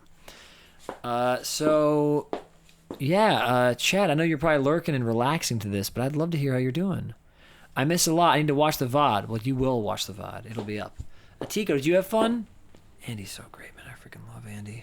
I love him so much. I will say I also could see us ending the stream now, and I come back later and finish the game. Here's why. I'd like this to be its own VOD and thing, We just did music theory of gaming. Twitch clips can be sold as NFTs. Lazy wandering. Well, I need to sell some NFTs, don't I? Let's do it. Thanks, Hulu. I'm glad that you enjoy what you watched. How long was this stream? Almost 3 hours, eh? Well, I'm looking forward to getting back into live learns. I crammed a gym session in. I love that, Atiko. Oh, you're amazing. I feel like you're athletic because you're so disciplined. You learned my walking baseline stuff. I feel like you're probably... We all need to learn, some sweet workouts from you. Live learn. So we'll be doing live learns, I think, starting tomorrow after our Psychonauts musical, our improvised musical, which we'll be doing. And then, I have a rehearsal tomorrow at 11 to 2. And then I have a gig at 8 to 10, or 8 to midnight. So our stream will have to be 4 p.m. PST, and we'll do it for maybe 2.5 hours. We'll get maybe 1 or 2 live learns in, and a whatchamacallit thing, musical, and then we'll have to head out. If I've ever performed or thought about music used in horror, ooh, I have not really thought about that, but I like that you brought it up. Hey, you know what I realized? I might come back on stream tonight and practice my John Daversa songs with you guys, and you guys can just hang out while I practice. That might be a smart idea. Yeah, that might be smart. Also, if anyone in chat knows how to get in touch with Trainwreck, he did want to talk, and it's been months, almost 6 months, and I have not done that. I don't know how to get in touch with him, so I'm going to write him on Twitter, but I can't ask him to get in touch with him because I don't know what I'm doing. So if you guys want to help make that happen, and you find an email or something, I will receive it. I will take it. But anyway, I think this is good. We did great today. We had a really fun stream. I'm going to go eat some food and relax, and maybe come back and stream tonight, learning these songs. Let's pick someone to raid and go on our merry ways. How about that? Okay. Hoo-ah, hoo-ah. Hoo-ah, are we going to raid? You know, because that's how life works. The words like that make sense to my brain. Here we go. Let's figure out who we're going to raid. Let's look on Twitch. I love this website. You guys know about Twitch? You ever been there? Twitch. Here we go. Who are we following on here?